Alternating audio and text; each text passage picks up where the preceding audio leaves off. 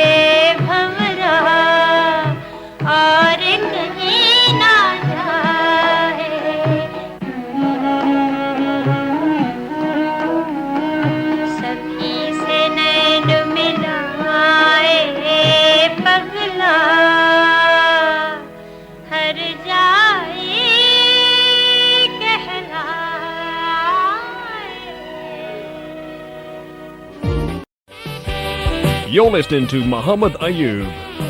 On XL. Radio XL.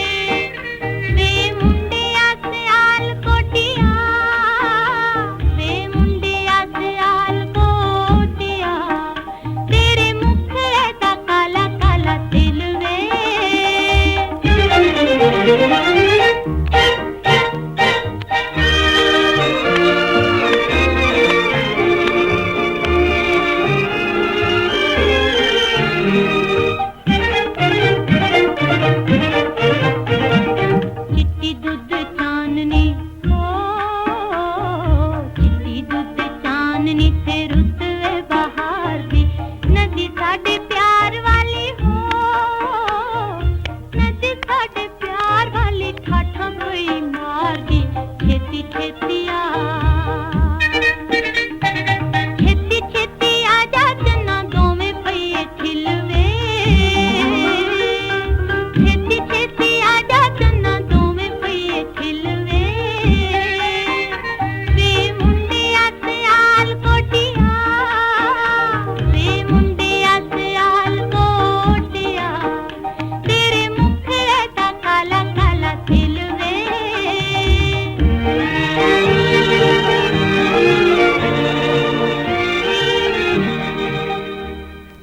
तेरे मुखड़े दा काला काला तिलवे, ये गा रही थी मलका तरन्नुम नूर जहां। फिल्म 96 में से 7:24 हो चुके हैं और आइए हम वेलकम करते हैं, खुश आमदीद कहते हैं डॉक्टर मोहम्मद अनवर साहब को, जो कि आजकल प्रोफेसर हैं वार्क यूनिवर्सिटी में और रिसर्च प्रोफेसर हैं, रिसर्च कर रहे हैं एथनिक रिलेशंस पर। मैं आपको खुश आमदीद कहता हूँ। अस्सलाम वालेकुम डॉक्टर साहब। अस्सलाम वालेकुम अयूब साहब, शुक्रिया। और ये आपने बड़ा ज़बरदस्त गाना पसंद किया सबसे पहला। ये इससे ज़रा बचपन की यादें ताज़ा होती हैं। मेरे तो ख्याल में इसलिए- आप सियालकोट से बिलोंग करते हैं। ओरिजिनली हमारी फैमिली सियालकोट से, अगरचे अब हम सरगोदा में रहते हैं। लेकिन आपके चेहरे पे तो तिल नहीं है। जब मैं छोटा होता था तो लोग कहते थे क्या है। अभी मेरा ख्याल है कहीं छुप गया है, हो सकता है। लेकिन आप वाकई खूबसूरत हैं और मलका तरन्नुम में हो सकता है आप जैसे ही नौजवानों के लिए गाया हो। शुक्रिया बहुत।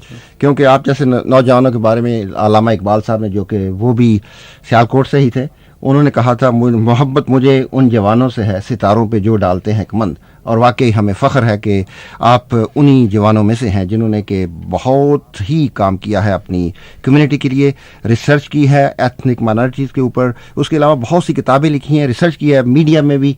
तो मैं उसके बारे में आपसे बातचीत करूँगा, लेकिन आजकल आप वारिक यूनिवर्सिटी में जो रिसर्च कर रहे हैं उसके बारे में कुछ हमें बताइएगा। जी, आजकल मैं मुख्तलिफ चीज़ों पे रिसर्च कर रहा हूँ, लेकिन दो जो मेरे ख्याल में मेंशन करनी चाहिए। एक ये है कि मैंने अभी एक किताब मुकम्मल की है जो कि यंग एशियंस के बारे में। आपको मालूम है कि ये आजकल बड़ा मसला है। और दूसरी जो मेरी रिसर्च है वो पाकिस्तानी कम्युनिटी के बारे में है। आपको याद होगा कि आज से 20 साल पहले मैंने पाकिस्तानी पे द मिथ ऑफ रिटर्न किताब पब्लिश की थी, तो उसके फॉलो अप पे मैंने फिर एक 85 में पब्लिश की थी। तो अब एक और मैं सोच रहा हूँ कि ताकि अप टू डेट इंफॉर्मेशन जो है डेमोग्राफिक सोशो इकोनॉमिक पोजीशन उनकी जो है उसके बारे में अवेलेबल हो। डॉक्टर साहब, ये तो बहुत ज़बरदस्त काम आप कर रहे हैं, लेकिन इससे पहले मैं इंटरप्ट करता हूँ, बता दूँ अपने सुनने वालों को कि हमारा कंपटीशन जो है वो विन हो चुका है, इसलिए कंपटीशन के लिए हमें फ़ोन ना कीजिएगा। मिस जेसिका पॉमर एक ऑक्स स्ट्रीट बर्मिंघम से उन्होंने जीत दिया है। हमने कहा था कि 10वें कॉलर को हम 2 टिकटें देंगे, तो वो कंपटीशन जो है वो जा चुका है, इसलिए अब कंपटीशन के फ़ोन ना कीजिएगा। तो डॉक्टर साहब, आपने ये गाना जो पसंद किया था मलका तरन्नुम नूर जहां को, कब से सुना था आपने? ये मेरा ख्याल है कि जब से मैं इस मुल्क में आया हूँ मैंने नहीं सुना। तो मैं आपका बहुत मशकूर हूँ कि आपने इसको ढूंढा और मेरे लिए इसको बजाया। उससे पहले जब पाकिस्तान में थे तो बचपन में सुना करते थे, उसके बाद तो मैंने कभी इसको सुनने का मौका नहीं मिला। उस वक्त की यादें, क्या आप छोटे से थे जब ये गाना सुना करते थे या? जी बिल्कुल, वही छोटे से थे जब। तो चूँकि हम सियालकोट से थे ओरिजिनली, तो हमारे ज़िले में, ज़िला सरगोदा में लोग जो हैं वो सियालकोट, गुजरात, गुजरांवाला, तो जो सियालकोट के लोग होंगे उनको कहते हैं सियालकोटी। तो इस किस्म का जो गाना ख़ास तौर पे जब लगता था स्कूल में, बच्चे जो हैं वो फिर कहते थे कि ये सियालकोटियों का गाना है, और हमें जो सियालकोट के हम बच्चे थे उनको छेड़ते थे। तो आपको छेड़ते थे, तो आप क्या फील करते थे उस वक्त? मेरा ख्याल है मैं बहुत प्राउड फील करता था कि हमारा ओरिजिन जो है वो सियालकोट से है, क्योंकि सियालकोट की हिस्ट्री और इतना कंट्रीब्यूशन जो है, मतलब अगर देखा जाए पाकिस्तान के कल्चर में और दूसरी चीज़ों में, तो मैं हमेशा इस चीज़ को याद रखता हूँ कि भाई हम ओरिजिनली सियालकोट से हैं, और अपने आबाई गांव में अब भी हम जाते हैं और जाके देखते हैं कि तो भाई ये हमारा गांव है। आप सियालकोट से कितनी दूर था आपका गांव? हमारा गांव है जी पसरूर के करीब, लेकिन सियालकोट ज़िला मतलब है। और बाद में ये हुआ कि मेरी शादी भी सियालकोट में हुई, तो फिर वो उससे और भी ज़्यादा बिल्कुल। जो है तो आपने कहा कि सियालकोट की बड़ी कंट्रीब्यूशन है, वैसे तो बहुत से हमारे सुनने वाले जानते होंगे, लेकिन कुछ हाईलाइट्स आप बताएंगे सियालकोट के बारे में कि क्या कुछ उन्होंने पैदा किया है? एक तो इंडस्ट्रियल शहर है, बहुत ज़बरदस्त इंडस्ट्री है वहाँ से, और ये जो है स्पोर्ट्स का सामान मेरे ख्याल में बड़ा मशहूर है वहाँ का। लेकिन अल्लामा इकबाल जैसी हस्तियाँ वहाँ पर पैदा हुई, और कुछ अचीवमेंट्स वगैरह इसके अलावा? मेरे ख्याल में आपने जो बड़ी मशहूर चीज़ें हैं वो तो मेंशन कर दी हैं। उसके अलावा آرمی کا بہت بڑا وہاں پہ ہے اپنا اسٹیشن، اور اگر آپ دیکھیں تو ہمارا جو کلچر ہے اس میں بھی کافی چیزیں ایسی نظر آتی ہیں جو سیالکوٹ کی گنی جاتی ہیں، اور میرے خیال میں جو اچھے چاول پیدا ہوتے ہیں وہ بھی سیالکوٹ سے سنا ہوتا ہے، باسمتی سیالکوٹ شیخوپورہ سے ہوتی ہے۔ تو کئی چیزیں ہیں جو سیالکوٹ کی بہت مشہور ہیں، اور اب بھی اگر آپ انڈسٹریل ترقی کے لحاظ سے دیکھیں تو سیالکوٹ جو ہے کافی آگے جا رہا ہے، اور اب تو وہاں پہ کرکٹ کے میچز بھی ہونے شروع ہو گئے ہیں، تو لوگ بہت خوش ہیں۔ اس وہاں پر میرا خیال گراؤنڈ بن گئی ہے اور شروع ہو چکے ہیں، ہو سکتا ہے کہ وہ ترقی کر جائے، لیکن سپورٹس کا سامان وہاں کا بہت مشہور ہے جی۔ کیا اسٹینڈرڈ ابھی بھی وہی ہے یا اب؟ اسٹینڈرڈ جو ہے وہ بہت اچھا ہے، اور جو چیز اب پچھلے چند سالوں سے ہوئی ہے وہ یہ ہے کہ کافی فارن جو مینوفیکچرر ہیں جیسے جرمنی سے یا اس ملک سے، وہ جائنٹ وینچر انہوں نے شروع کیے ہیں، تو اس سے کوالٹی جو ہے وہ اور بھی امپروو ہو گئی ہے۔ اب جیسی چیزیں وہاں بنتی ہیں، سرجیکل اکوپمنٹ یا سپورٹس کا سامان، اس کا جو سٹینڈرڈ ہوگا وہ یورپ کے یا امریکہ کے سٹینڈرڈ کے برابر ہوگا، بلکہ اس سے بھی بہتر ہونا چاہیے۔ تو اس سے میرا خیال ہے وہ کمپٹیشن جو ہے لوکل وہ بڑا اچھا ہو گیا ہے، اور اس سے لوگوں میں کوالٹی کی جو سینس ہے وہ زیادہ امپروو ہو گئی ہے۔ ڈاکٹر صاحب آپ بات کر رہے تھے ریسرچ کی کہ آپ کر رہے ہیں نوجوان پاکستانیوں پر، ینگ مسلمس ان برٹن، تو ان کے بارے میں کیا کچھ آپ نے ریسرچ کی ہے اور کچھ بتانا چاہیں گے کہ کیا فائنڈنگز ہیں آپ کی؟ جی، اس میں یہ ہے کہ مختلف چیزیں، ایک تو یہ ہے کہ جہاں تک ایجوکیشن کا تعلق ہے تو اس میں ہمارے کچھ بچے جو ہیں وہ اچھی ان کی پرفارمنس ہے، لیکن میجارٹی جو ہے ان کی پرفارمنس اتنی اچھی نہیں ہے دوسرے گروپس جو ہیں ان کے مقابلے میں۔ لیکن اس کے ساتھ ساتھ جو ہے وہ ریلیجن اور کلچر کی تعلیم کے بارے میں ان کا شوق جو ہے وہ اسی طرح سے اچھا ہے جس طرح ان کے جو والدین ہیں جو وہ چاہتے ہیں، لیکن ان کا جو ایٹیچیوڈ ہے وہ ان کے والدین سے بہت مختلف ہے۔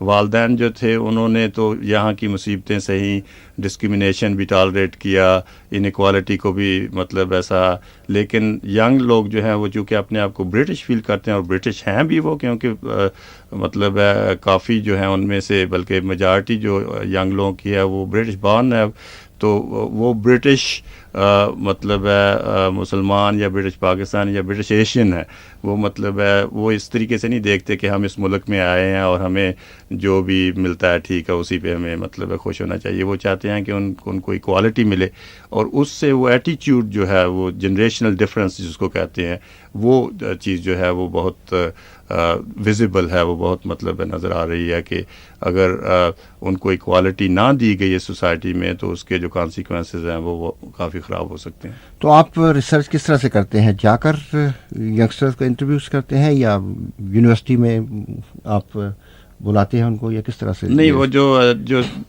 مطلب ہے نیشنل سروے کراتے ہیں ہم، جس میں سے مطلب ہے ہم ان کے ایٹیچیوڈ اور ان کی پریکٹس جس کو ہم کہتے ہیں بیہیویئر جو ہے، جی سیمپل لے کے، اور اس میں وہ باقاعدہ جو ریسرچ کرنے والی فرمز ہوتی ہیں ان کو، لیکن جو یہ تو اس قسم کی ریسرچ جو ہے خاصی مہنگی ہوتی ہے، تو یونیورسٹی میں جو چیز ہوتی ہے وہ یہ ہوتا ہے کہ جو اویلیبل سورسز ہوتے ہیں ان کو ہم مطلب دیکھتے ہیں، اور ان کی ری ایویلویشن ایک قسم کی جو ہے، جیسے سینسس کی انفارمیشن ہمارے پاس ہے 1991 کی، تو اس کو ہم نے مطلب دیکھا ہے مختلف اینگل سے کہ جو پاکستانی یا ایشینز کے بارے میں کس قسم کی انفارمیشن ہے، اور اس کا جو کمپیریزن ہے وہ وائٹ لوگوں کے ساتھ یا دوسرے گروپس کے ساتھ کرتے ہیں، تو اس سے پتہ چلتا ہے کہ کون سے گروپس جو ہیں وہ ڈس ایڈوانٹیجڈ ہیں اور کون سے جو ہیں وہ مطلب ترقی میں جا رہے ہیں یا کون سے پیچھے رہ رہے ہیں۔ تو اس سے مطلب اس قسم کی تو ایکیڈیمک ٹائپ ریسرچ جو ہے وہ ہمیشہ بڑے اچھے سورسز پہ مطلب بیسڈ ہوتی ہے، تو اسی لیے آپ نے سنا ہوگا کہ جو یونیورسٹیز کی ریسرچ ہوتی ہے اٹ کیریز ویٹ، مطلب اس کی ویلیڈیٹی جو ہے وہ بہت ہائی ہوتی ہے۔ ان تمام سرویز کو اکٹھا کر کے اپنا ریسرچ کر کے ان کو ملاتے ہیں، جی ان کا مطلب انالیسس کرتے ہیں، ان کو بڑے کریٹیکل طریقے سے ایگزامن کرتے ہیں، اور اس کے بعد پھر نتائج جو ہیں وہ نکالتے ہیں۔ تو conclusion جن کو ایسی کہتے ہیں. ریسرچ وارک یونیورسٹی میں ہی ہوتی ہے یا دوسری یونیورسٹیز میں بھی ہو رہی ہے؟ نہیں, دوسری یونیورسٹیز میں بھی ہو رہی ہے, لیکن ہمارا جو سینٹر ہے یہ جو اس ملک میں ایک ہی اس قسم کا ایتھنک ریلیشنز پہ سینٹر ہے جو گورنمنٹ کا جس کو فنڈ کر رہی ہے. اور ویسے یورپ میں بھی ہمارا مطلب سینٹر جو ہے سب سے بڑا گنا جاتا ہے, اور ہماری جو مطلب ہمارا سینٹر جو ہے اس کی ریپوٹیشن جو ہے وہ انٹرنیشنل ہے. یہ صرف یہ نہیں, وہ تو چونکہ برٹن میں بیسڈ ہے تو کافی جو فورم ہیں یورپین یا انٹرنیشنل ان میں ہماری ریپرزنٹیشن ہوتی ہے. تو آپ یہ جو ڈیٹا تیار کرتے ہیں ایک بک کی فارم میں پبلش کریں گے بعد میں؟ جی, اس میں ہوتا ہے کہ زیادہ تو ایمفیسس ہوتا ہے کہ بکس پبلش ہوں, لیکن چونکہ ہماری ریسرچ جو ہے اس کا جو پالیسی ریلیونس بھی ہوتا ہے تو ہماری کوشش ہوتی ہے کہ مختلف قسم کی رپورٹس یا پیپرز بھی پبلش کیے جائیں تاکہ عام لوگ جو ہیں ان کو آسانی ہو ان کو خریدنے میں یا پڑھنے میں.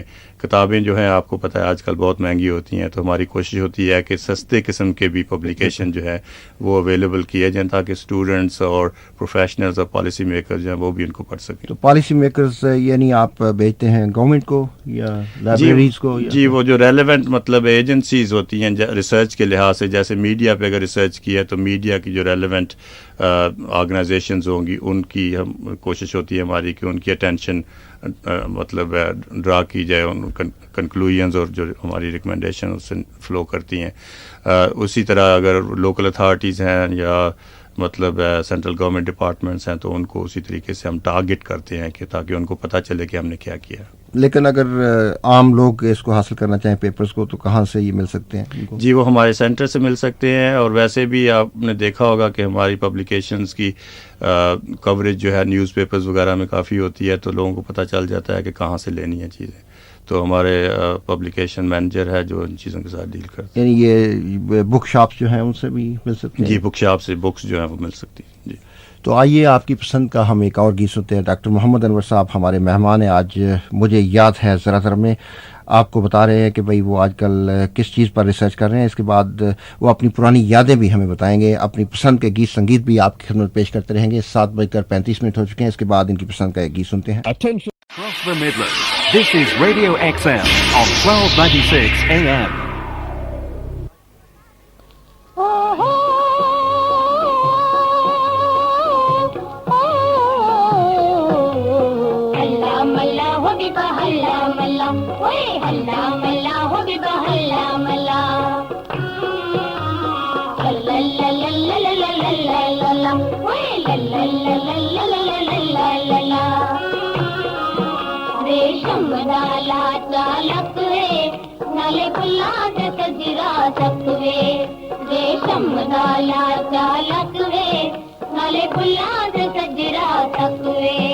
جتی چلی مربیاں دی سیل نو, جتی چلی مربیاں دی سیل نو نا پور کے اڑیا تک وے, ریشم دالا چالک وے, ریشم دالا چالک وے, نالے بلا دے سجرا تک وے.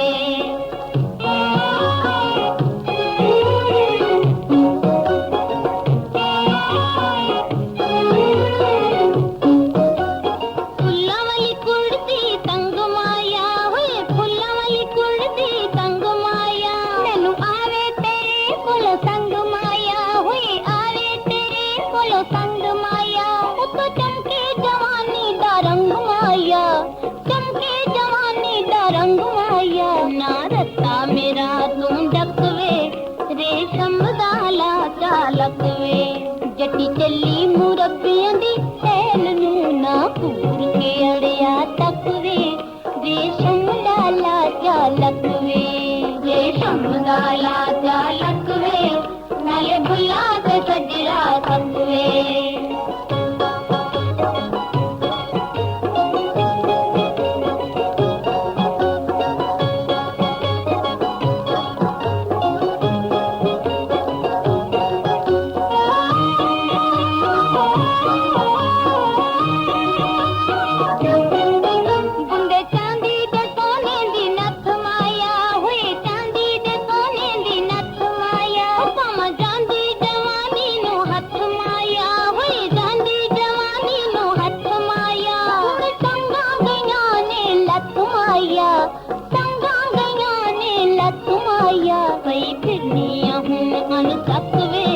ਰੇਸ਼ਮ ਦਾ ਲਾਚਾ ਲਕਵੇ ਜੱਟੀ ਚੱਲੀ ਮੁਰੱਬਿਆਂ ਦੀ ਸੈਲ ਨੂੰ ਨਾ ਪੂਰ ਕੇ ਅੜਿਆ ਤੱਕਵੇ ਰੇਸ਼ਮ ਦਾ ਲਾਚਾ ਲਕਵੇ ਰੇਸ਼ਮ ਦਾ ਲਾਚਾ ਲਕਵੇ ਨਾਲੇ ਬੁੱਲਾਂ ਤੇ ਸਜਰਾ ਤੱਕਵੇ ਓ ਹੋ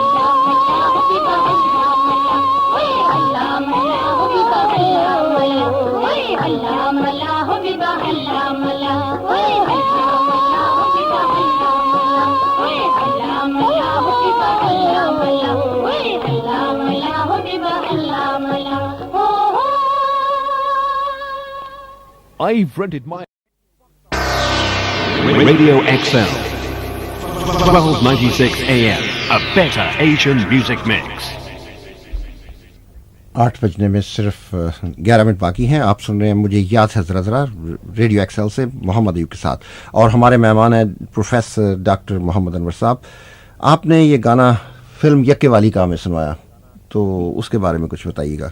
जी, यक्के वाली फ़िल्म मैंने बहुत छोटा था जब देखी थी, तो मुझे बहुत अच्छी लगी और उसकी मैंने कहा कि ज़रा याद ताज़ा करनी चाहिए। उस छोटे होते हैं जब आप, तो आपको पता है कि ऐसी चीज़ें बड़ी अच्छी लगती हैं, और मेरे ख़्याल में उसमें जो गाने थे ख़ास तौर पे वो बड़े ही अच्छे थे, और मुझे अजीब लगता है कि उस वक़्त के गाने अभी तक मुझे याद हैं, और फ़िल्म का जो थोड़ा थोड़ा सीन्स हैं वो भी किसी हद तक याद हैं, और मसरत नज़ीर की ख़ास तौर पे जो एक्टिंग थी उसमें वो मुझे बड़ी अच्छी लगी, और बाद में मसरत नज़ीर के गाने भी मुझे पसंद आने लगे उसकी वजह से। और बाद में मसरत नज़ीर आपके शहर में चली गई, सियालकोट में। ये भी सुना है मैंने कि ये भी हुआ, और वहाँ के डॉक्टर साहब थे जिनके साथ उनकी शादी हुई। हाँ, वहाँ से फिर कनाडा चली गई और फिर वापस पाकिस्तान। बिल्कुल। तो उनका तल्लुक भी वाबस्ता हो गया आपके शहर सियालकोट के साथ। मुझे याद है कि वो पहली पंजाबी फिल्म थी पाकिस्तान की जो इतनी ज़्यादा चली थी, सिनेमा में रश लिया था उसने। अच्छा, हो सकता है, क्योंकि मैं बहुत छोटा था, मुझे वो रेटिंग्स उस वक्त ज़्यादा नहीं पता था। बहुत पॉपुलर हुई थी। मुझे याद पड़ता है कि मैं भी छोटा था उस वक्त, लेकिन हमारे नेक्स्ट डोर सिनेमा होता था, और वहाँ पर जितना रश इस फिल्म ने लिया था, मेरे ख्याल इससे पहले किसी और फिल्म ने नहीं लिया था। नहीं, उसमें गाने भी बड़े ज़बरदस्त थे, वो टांगा लाहौरी भाई और वो जाना पार्टी भाई लोहारी भाई, नहीं टांगा लाहौर दा होवे जी, तो बड़े ज़बरदस्त गीत थे उसमें, और इसकी एक्टिंग जो थी मुसर्रत नज़ीर की वो बड़ी ज़बरदस्त जी, बहुत अच्छी थी। तो आप बताइएगा कि बचपन में आप सियालकोट में रहे या बचपन में आप किसी और शहर में थे? पसरूर में आपने कहा।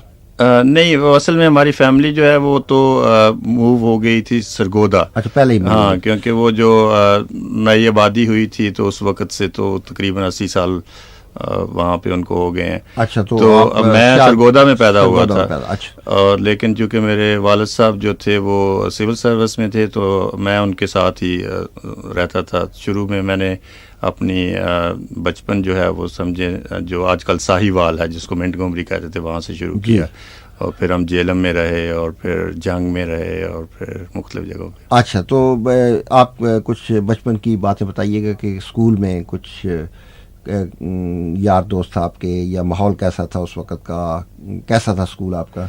असल में मेरे वालिद साहब को पढ़ाई का बहुत शौक़ था, और उनकी वजह से हमें भी बहुत इसमें शौक़ हुआ। और पहली जो मेरी अचीवमेंट थी कि मैंने वो 5वीं का जो इम्तिहान होता है कंपटीशन का, वो स्कॉलरशिप का होता है। स्कॉलरशिप चाहिए तो नहीं था हमें, लेकिन सिर्फ कंपटीशन की वजह से वो उसमें मैंने हिस्सा लिया और मैं कामयाब हुआ। उसके बाद जो नेक्स्ट स्टेज थी उसमें 8वीं जिसको कहते हैं या मिडल, तो उसमें मैं पूरे बोर्ड में फर्स्ट आया था। और मुझे जो चीज़ कभी नहीं भूलती वो ये है कि एक तो बोर्ड पे स्कूल में आपका नाम जो है वो लिखा गया, लेकिन उसके साथ साथ ये एक जगह है शोरकोट जहाँ पे मैं उस वक्त पढ़ता था, तो वहाँ की एक ट्रेडिशन थी कि जो लड़का फर्स्ट आता था उसको वो हार पहना के सारे शहर में एक किस्म का वो जश्न सा मनाते थे, जुलूस निकालते थे। और वो चीज़ मुझे कभी नहीं भूलती, क्योंकि वो शोरकोट को इतनी एडवांस जगह नहीं थी, लेकिन वहाँ की तालीम बहुत अच्छी थी। और मैं जो है वहाँ हॉस्टल में रहता था, और उसके साथ साथ मुझे खेलों का शौक़ था, लेकिन खेलों का शौक़ इस हद तक था कि पढ़ाई को मैं कभी सेक्रीफाइस नहीं करता था। और चूँकि मैं मतलब फ़िज़िकली ठीक ठाक था, تو ہر گیم میں میں حصہ لیتا تھا اور وہ چیز میں نے یونیورسٹی تک کی ہے. دل پسند گیم کون سی تھی آپ کی؟ سب سے زیادہ جو میں نے کھیلی ہے سسٹمیٹیکلی گیم وہ تو تھی باسکٹ بال. لیکن میرا مطلب ہائی جمپ، لانگ جمپ اور دوڑوں میں مطلب مجھے شوق تھا. تو میری جو رہی ہے نیچر وہ یہ تھی، چونکہ بورڈنگ اسکول میں رہنے کا یہی فائدہ تھا کہ ہر گیم میں حصہ لے سکتا ہوں میں، لیکن میں کہوں گا کہ جو سب سے اچھی گیم میری تھی وہ باسکٹ بال تھی. اور کوئی بچپن کے دوست یا آپ کے کوئی ٹیچر ایسے جو دماغ میں نقش؟ جی میرے ٹیچر ایسے ہیں جن کے ساتھ میں نے ابھی پچھلے دنوں تک رابطہ رکھا ہے. انفارچونیٹلی جو بڑے اچھے میرے کلوز ٹیچر تھے وہ اچانک فوت ہو گئے، کافی عمر کے تھے وہ. تو وہ ہائی اسکول میں مجھے پڑھاتے تھے. اور اس کے بعد جو جن کا زیادہ مجھ پہ انفلوئنس ہوا ہے وہ ایک لیکچرر تھے، وہ بھی جنگ سے تھے لیکن پڑھاتے سرگودا میں تھے. تو ان کا مجھ پہ خاص اثر ہوا اور ان کی وجہ سے ہی میں نے پھر یہ جو سوشیالوجی کا سبجیکٹ ہے یہ لیا اور اس میں نے پھر ایم اے کیا اور یہاں آگے پھر میں نے فردر اسٹڈیز کی ہیں، پی ایچ ڈی وغیرہ کیا. حالانکہ سوشیالوجی جن دنوں میں نے پڑھا تھا تو پاکستان میں جب لوگ پوچھتے تھے کیا پڑھ رہے ہو تو کہتے سوشیالوجی ہے، تو وہ کہتے تھے وہ کیا ہوتا ہے، چیز ہوتی ہے. تو ہمیشہ ایکسپلین کرنا پڑتا تھا کہ کیا ہوتا ہے. ڈاکٹر صاحب اس کے بارے میں ہم بات چیت آپ سے پوچھیں گے نیوز کے بعد، کیونکہ نیوز ہونے والی ہیں اور آپ کی پسند کا ایک گیت بھی لائن اپ کیا ہوا ہے اور گیت کافی لمبا ہے آپ نے جو چنا ہے مہدی حسن صاحب کی آواز میں. وہ گیت آپ نے بتائیے کچھ کیوں چنا ہے؟ وہ گلوں میں رنگ بھرے اس لیے چنا ہے کہ وہ فیض احمد فیض کی غزل ہے اور مہدی حسن صاحب نے بہت اچھے طریقے سے گائی ہے. تو وہ مجھے ہمیشہ ہی مطلب ہے اس کی جو لفظ بھی ہے پسند ہے اور جس طریقے سے وہ گائی گئی ہے وہ بھی مجھے بہت. تو کبھی آپ ملے تھے مہدی صاحب سے یا فیض صاحب سے اتفاق ہوا ملنے؟ جی میں دونوں سے ملا ہوں اور یہاں برمنگھم میں ہی ملا ہوں اور مجھے اب بہت فخر ہے کہ میں فیض صاحب سے بھی ملا ہوں اور میں نے مہدی حسن صاحب کو یہ گاتے ہوئے برمنگھم میں سنا بھی ہے کسی کے گھر میں. واہ، تو آئیے سنتے ہیں ہم. باد نو بہار چلے گلوں میں رنگ بھرے، باد نو بہار چلے چلے بھی آؤ گلشن کا کاروبار چلے، گلوں میں رنگ بھرے، باد نو بہار چلے.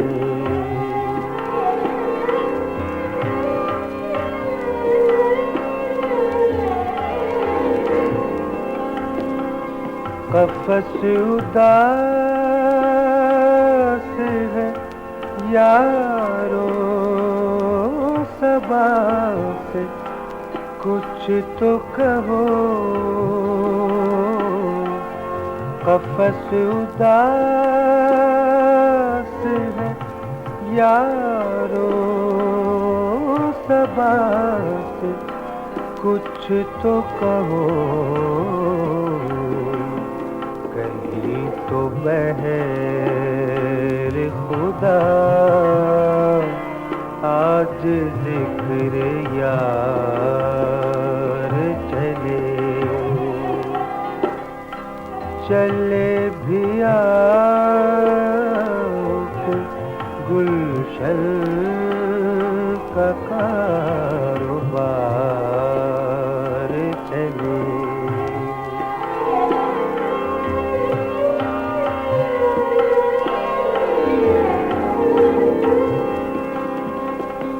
جو ہم پہ گزری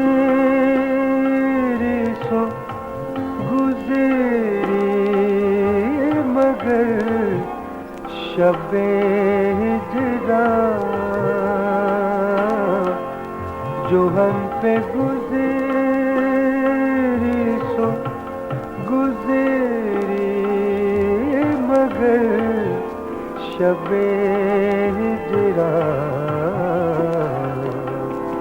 ہمارے اشک تیری عاقبت سنوار چلے چلے بھی آؤ کہ گلشن کا کاروبار چلے گلوں میں رنگ بھرے باد نو بہار چلے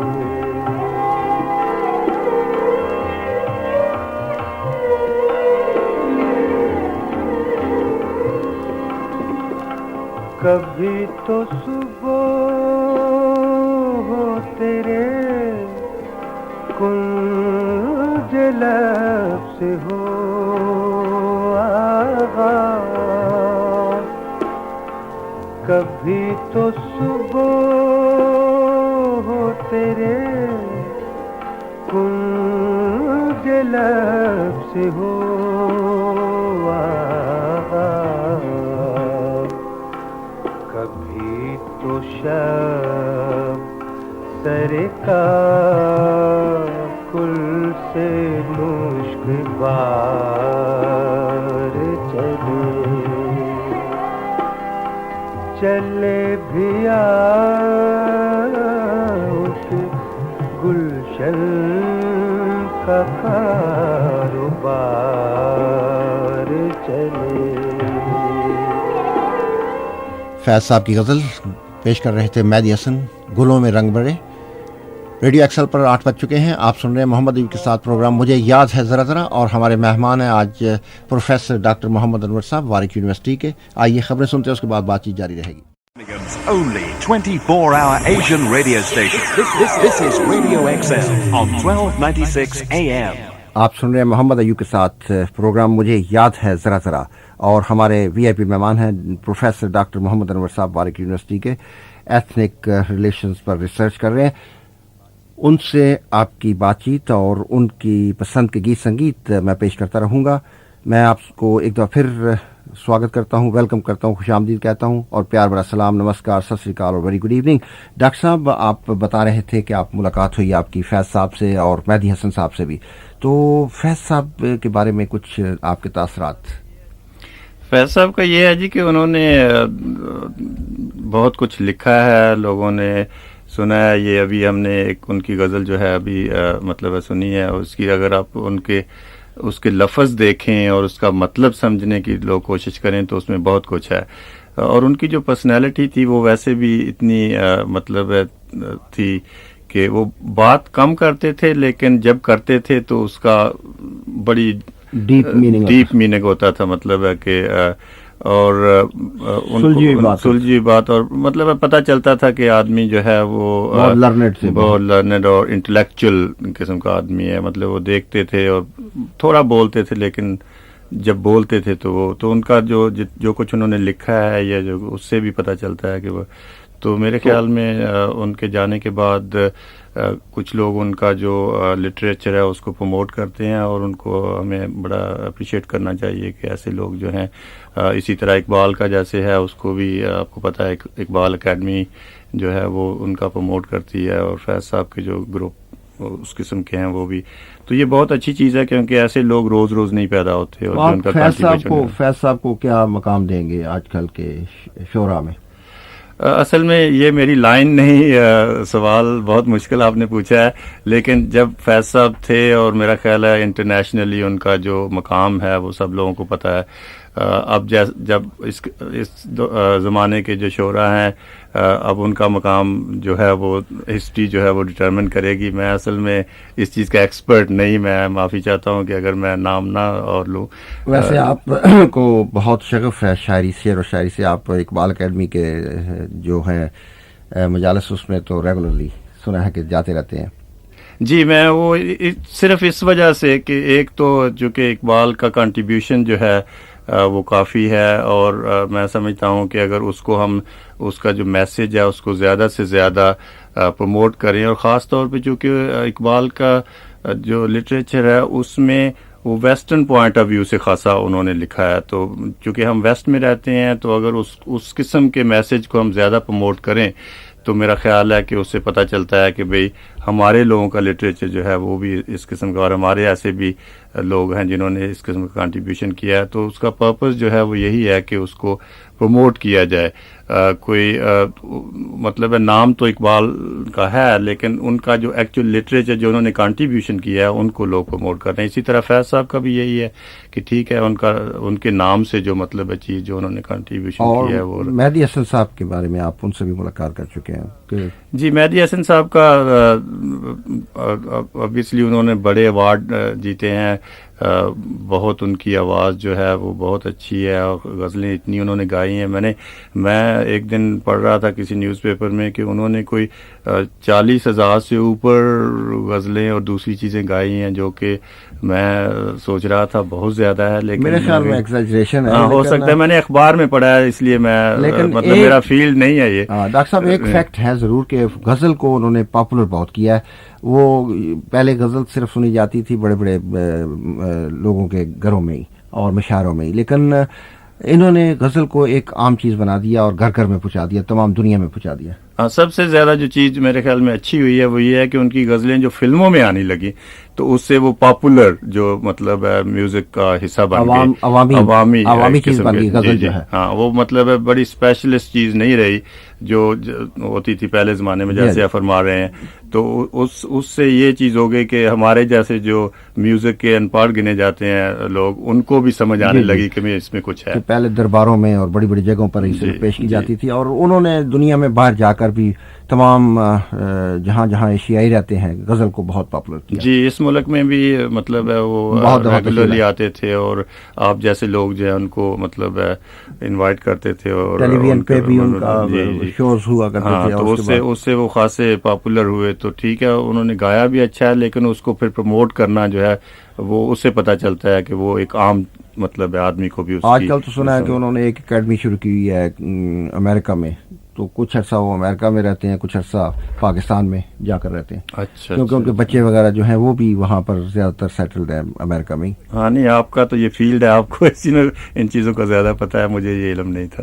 تو آئیے 8:10 ہو چکے ہیں، ایک بریک کرتے ہیں، اس کے بعد پھر یہ بات چیت جاری رہے گی. From Birmingham, across the Midlands, this is Radio XL on 1296 AM.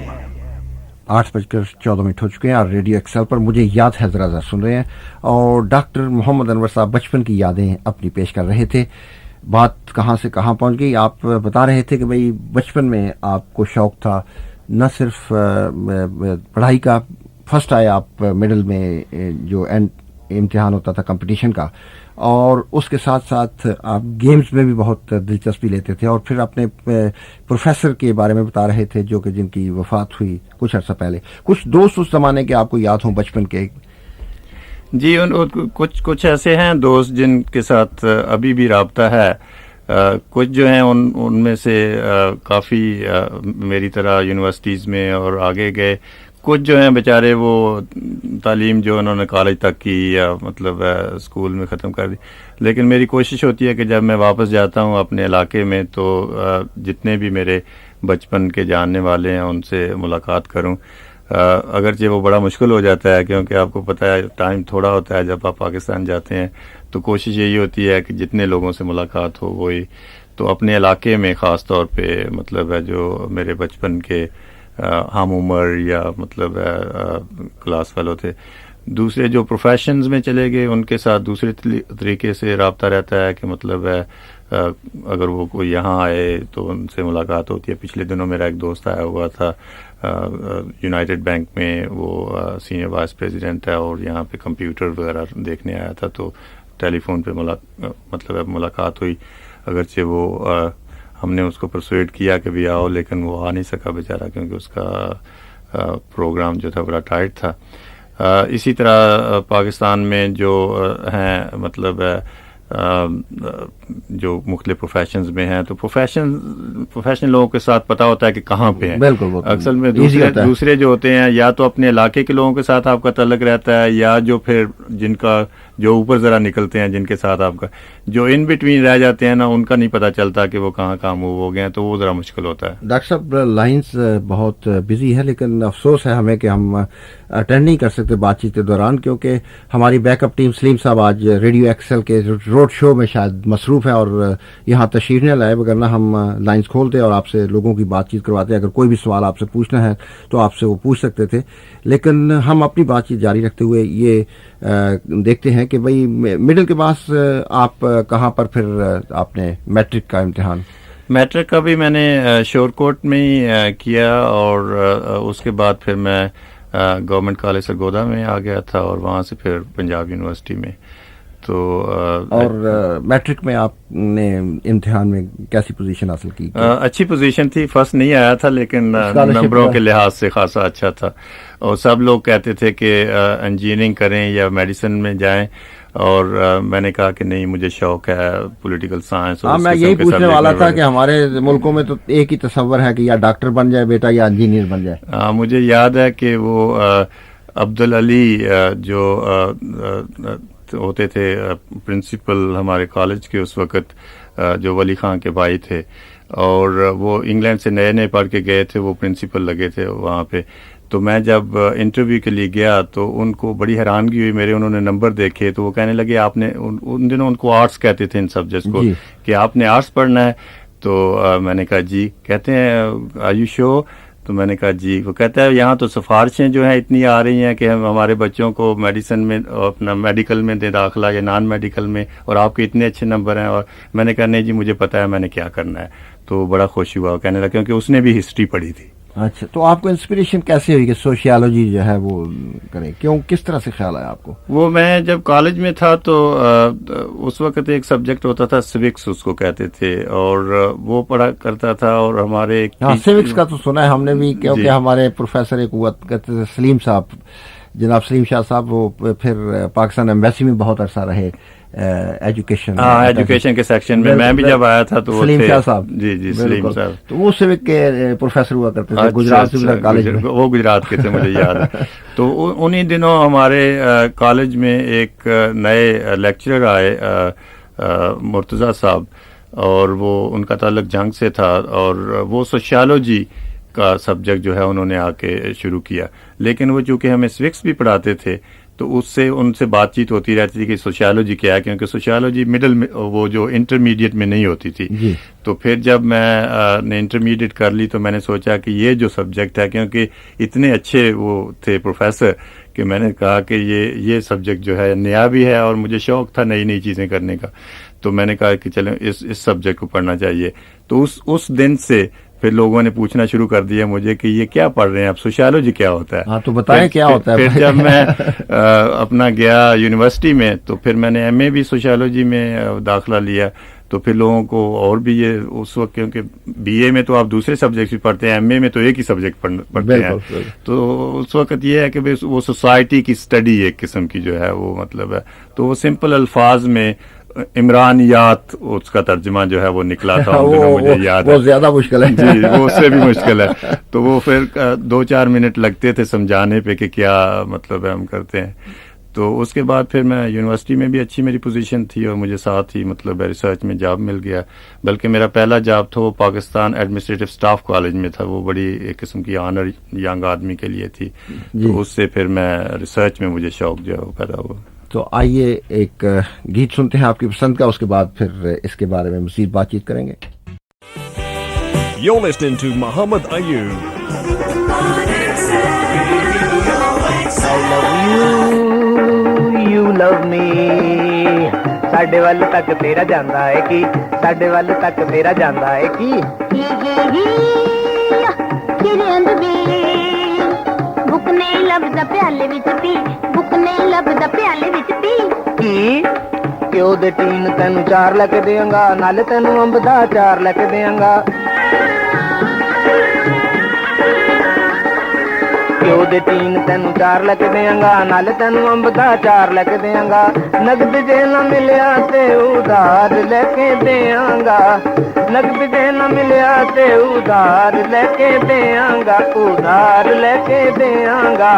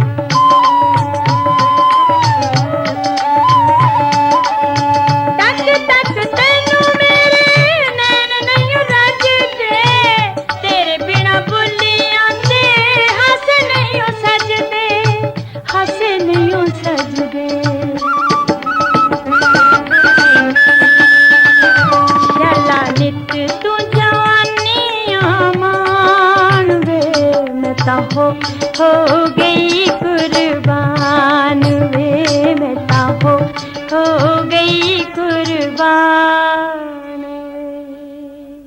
मलका तरन्नुम नूर जहां की खूबसूरत आवाज़ में बड़ा प्यारा गीत ख्वाजा खुर्शीद अनवर साहब की मौसीकी पर फिल्म हीर रांझा से जनाब आपकी पसंद पर हमने पेश किया। आप बताइएगा कि क्यों पसंद किया खास तौर पर आपने? बस मुझे एक तो उसका म्यूज़िक बहुत अच्छा लगता है, और वैसे भी चूँकि पंजाब के कल्चर की बात और ये हीर रांझा की जो स्टोरी है वो हमेशा मुझे बड़ा फैसिनेशन उससे होती है कि मतलब है। और जब मैंने एमए किया पाकिस्तान में, तो एक जो मेरा शौक़ था, क्योंकि मैंने पंजाबी किसी स्टेज पे नहीं पढ़ी थी, तो मैंने फिर पंजाबी की किताबें जो हैं वो ख़ास तौर पे लेके तो पढ़ना शुरू किया, और अपने कल्चर के बारे में ज़्यादा, क्योंकि आदमी जब पढ़ाई में लगा हो तो ऐसे मौके नहीं मिलते, क्योंकि हमेशा आपको इम्तिहानों की फ़िक्र होती है। और तो जब मैंने एमए कर लिया तो फिर मैं रिसर्च में आया, तो मुझे ये शौक़ पैदा हुआ कि मैं पंजाबी अपने कल्चर के बारे में, अपनी लैंग्वेज के बारे में ज़्यादा सीखूं।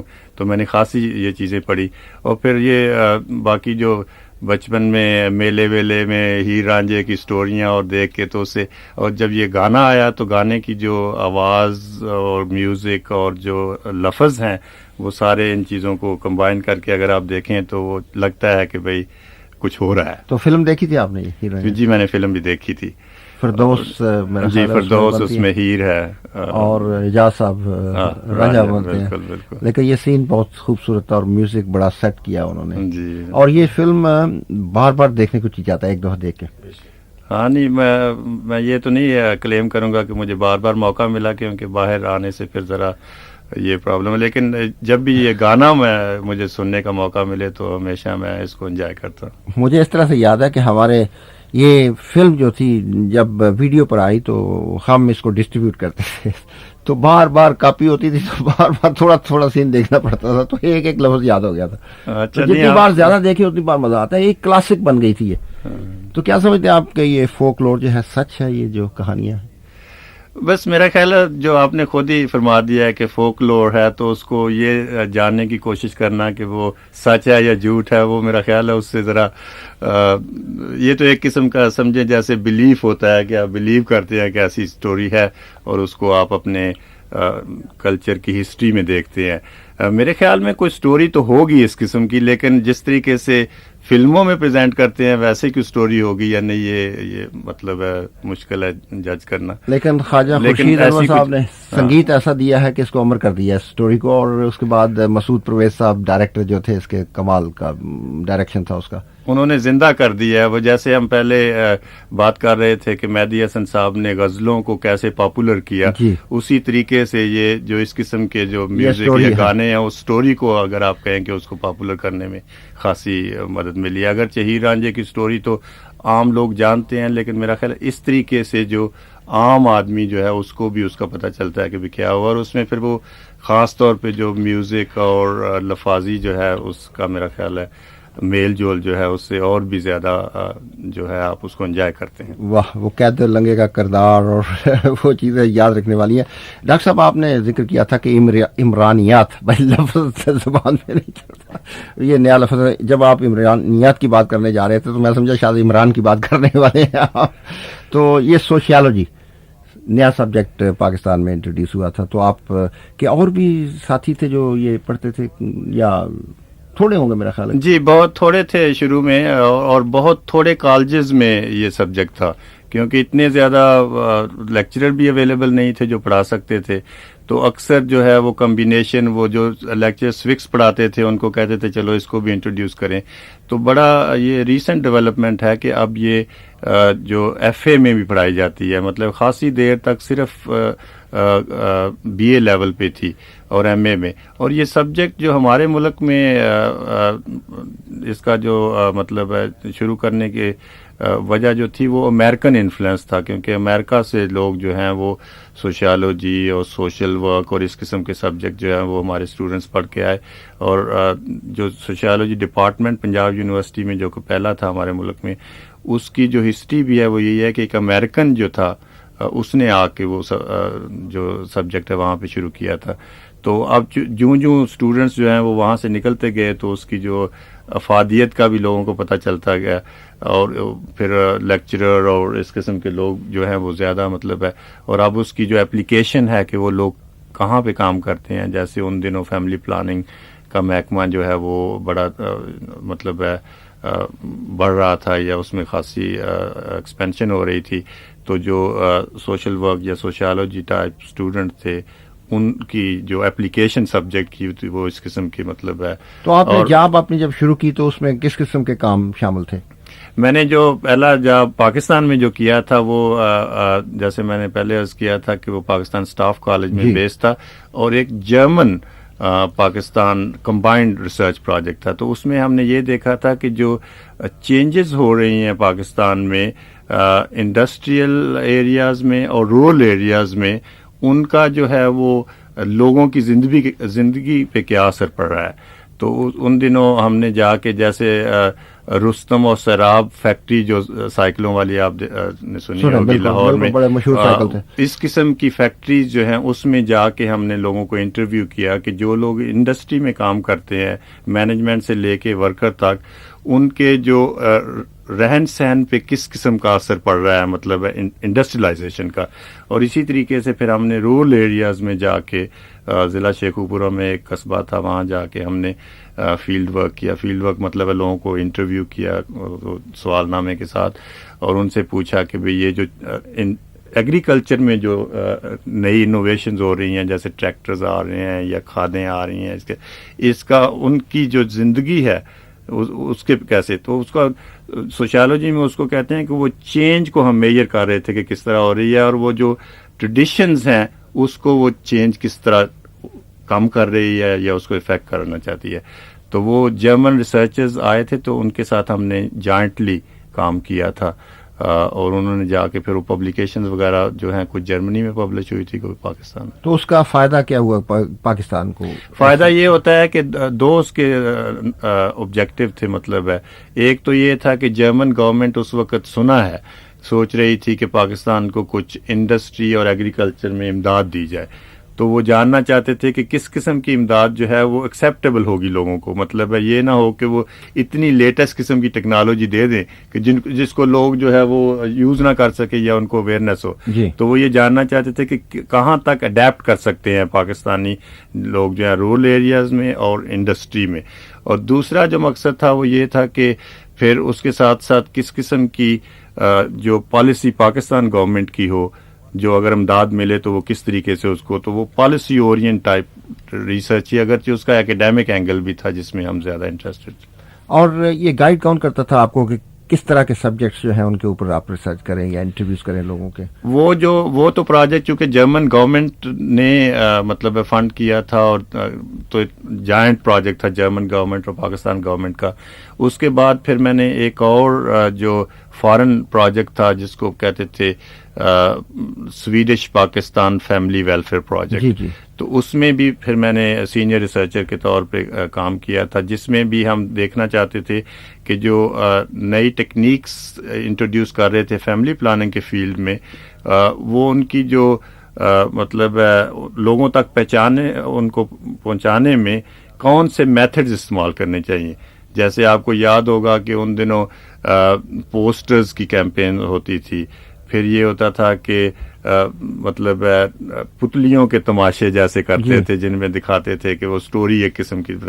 پھر یہ ہے کہ چھوٹی چھوٹی فلمیں جو ہیں وہ جا کے ولیجز میں دکھا کے, تو وہ ریسرچ کا مقصد یہ تھا کہ تاکہ اس قسم کے طریقے نکالے جائیں جن کا زیادہ اثر ہو اور لوگ جو ہیں وہ سمجھیں. تو اس میں جو لینگویج تھی اس کو بھی ٹیسٹ کرتے تھے, اور جو میتھڈ ہوتا تھا اس کو بھی ٹیسٹ کرتے تھے, اور اس کا بھی ہم نے فیلڈ ورک جو مطلب ہم نے ریسرچر اپوائنٹ کیے ہوتے تھے اور ہم اس کو سپروائز کرتے تھے, پھر اس کی رپورٹیں لکھتے تھے.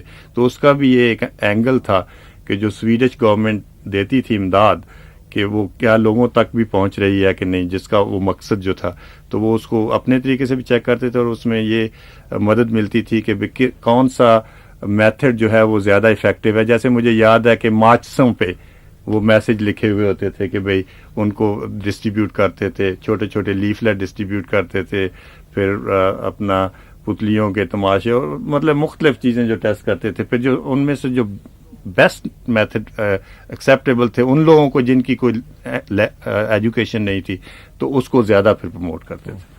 تو ڈاکٹر صاحب اس وقت 9 بجنے میں تقریباً 20 منٹ باقی ہیں. آئیے آپ کی پسند کا ایک گیت سنتے ہیں، اس کے بعد بات چیت جاری رکھیں گے. Only 24-hour Asian radio station. This is Radio XL on 1296 AM.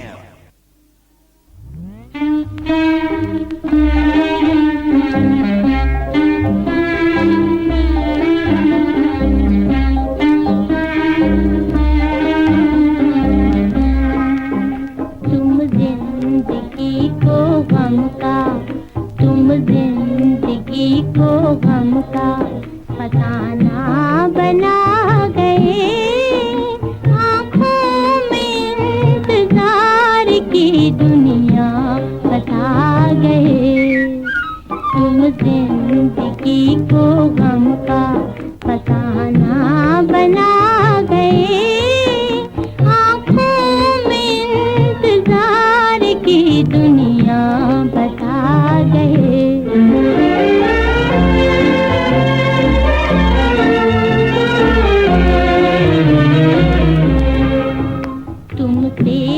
میرے پیار کی دنیا بسی ہوئی،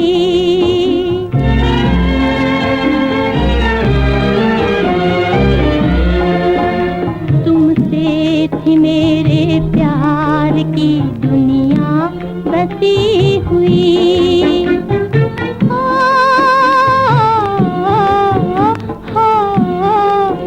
تم سے تھی زندگی کے اندھیرے میں روشنی، تم کیا گئے چراغ محبت بجھا گئے. تم زندگی کو غم کا فسانہ بنا گئے، آنکھوں میں انتظار کی دنیا بتا گئے.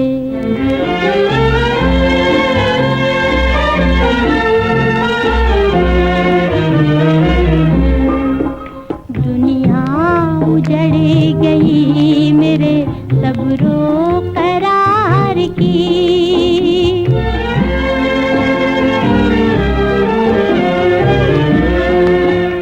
دنیا اجڑ گئی میرے صبر و قرار کی.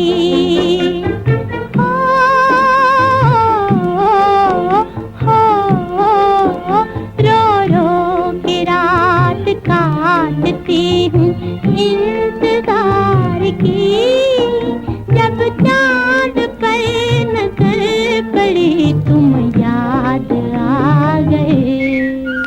تم زندگی کو غم کا فسانہ بنا گئے، آنکھوں میں انتظار کی دنیا بتا گئے. Are you thinking of letting your property Across the Midlands, this is Radio XL on 1296 AM. 9 بجنے میں 9 منٹ باقی ہیں. آپ سن رہے ہیں پروگرام مجھے یاد ہے ذرا ذرا محمد ایوب کے ساتھ، اور ہمارے مہمان ہیں پروفیسر ڈاکٹر محمد انور صاحب، ریسرچ پروفیسر ہیں centre for research in ethnic relations, university of walk. آپ نے یہ گیت سنایا ملکہ ترنم نور جہاں کی آواز میں، تم زندگی کو غم کا فسانہ، اس کے بارے میں کچھ بتائیے گا. بس نور جہاں کے گانے ویسے بھی مجھے بڑے اچھے لگتے ہیں، لیکن کچھ ایسے ہیں جو خاص طور پہ پرانے ہیں اور جن میں اس قسم کے لفظ ہیں کہ مطلب انسان جو ہے وہ اس کو ہمیشہ ہی میرا خیال ہے پسند کرتا ہے. خاص طور پہ میں مطلب ہے اس کو پسند کرتا ہوں، اور بڑا میننگ فل گانا ہے ویسے بھی. اور مطلب ہے اگر آپ دیکھیں کہ تم زندگی کو غم کا فسانہ بنا گئے تو اس سے کتنا مطلب ہے آپ مطلب نکال سکتے ہیں. تو ویسے بھی شاید میری ویکنیس ہے کہ چونکہ نور جہاں نے گایا ہے اور مجھے نور جہاں کے گانے جو ہیں پسند ہیں، اور دونوں کو اگر کمبائن کیا جائے گانے والا اور جو لکھنے والا، تو میرا خیال ہے کہ میری جو پسند ہے وہ جسٹیفائڈ ہے. اس کے علاوہ میوزک بھی بڑا سیمی کلاسیکل ٹائپ. فیروز نظامی صاحب بڑے مزے ہوئے موسیقار تھے، ان کا میوزک تھا، جنہوں نے فلم جگنو میں بھی، فلم ہندوستان کی مشہور فلم تھی جگنو دلیپ کمار صاحب کی، آپ کو یاد ہوگا اس میں رفیع صاحب نے پہلی دفعہ نور جہاں کے ساتھ ایک دو گانا گایا تھا. رائٹ. اچھا, نہیں مجھے یہ نہیں پتا تھا, لیکن مجھے خوشی ہے سن کے کہ مطلب انہوں نے یہ میوزک تیار کیا تھا. مطلب بہت شاندار موسیقار تھے, اور اس کے بعد پھر وہ کلاسیکل موسیقی میں چلے گئے تھے, فلموں کا سنگیت انہوں نے چھوڑ دیا تھا. اچھا اچھا.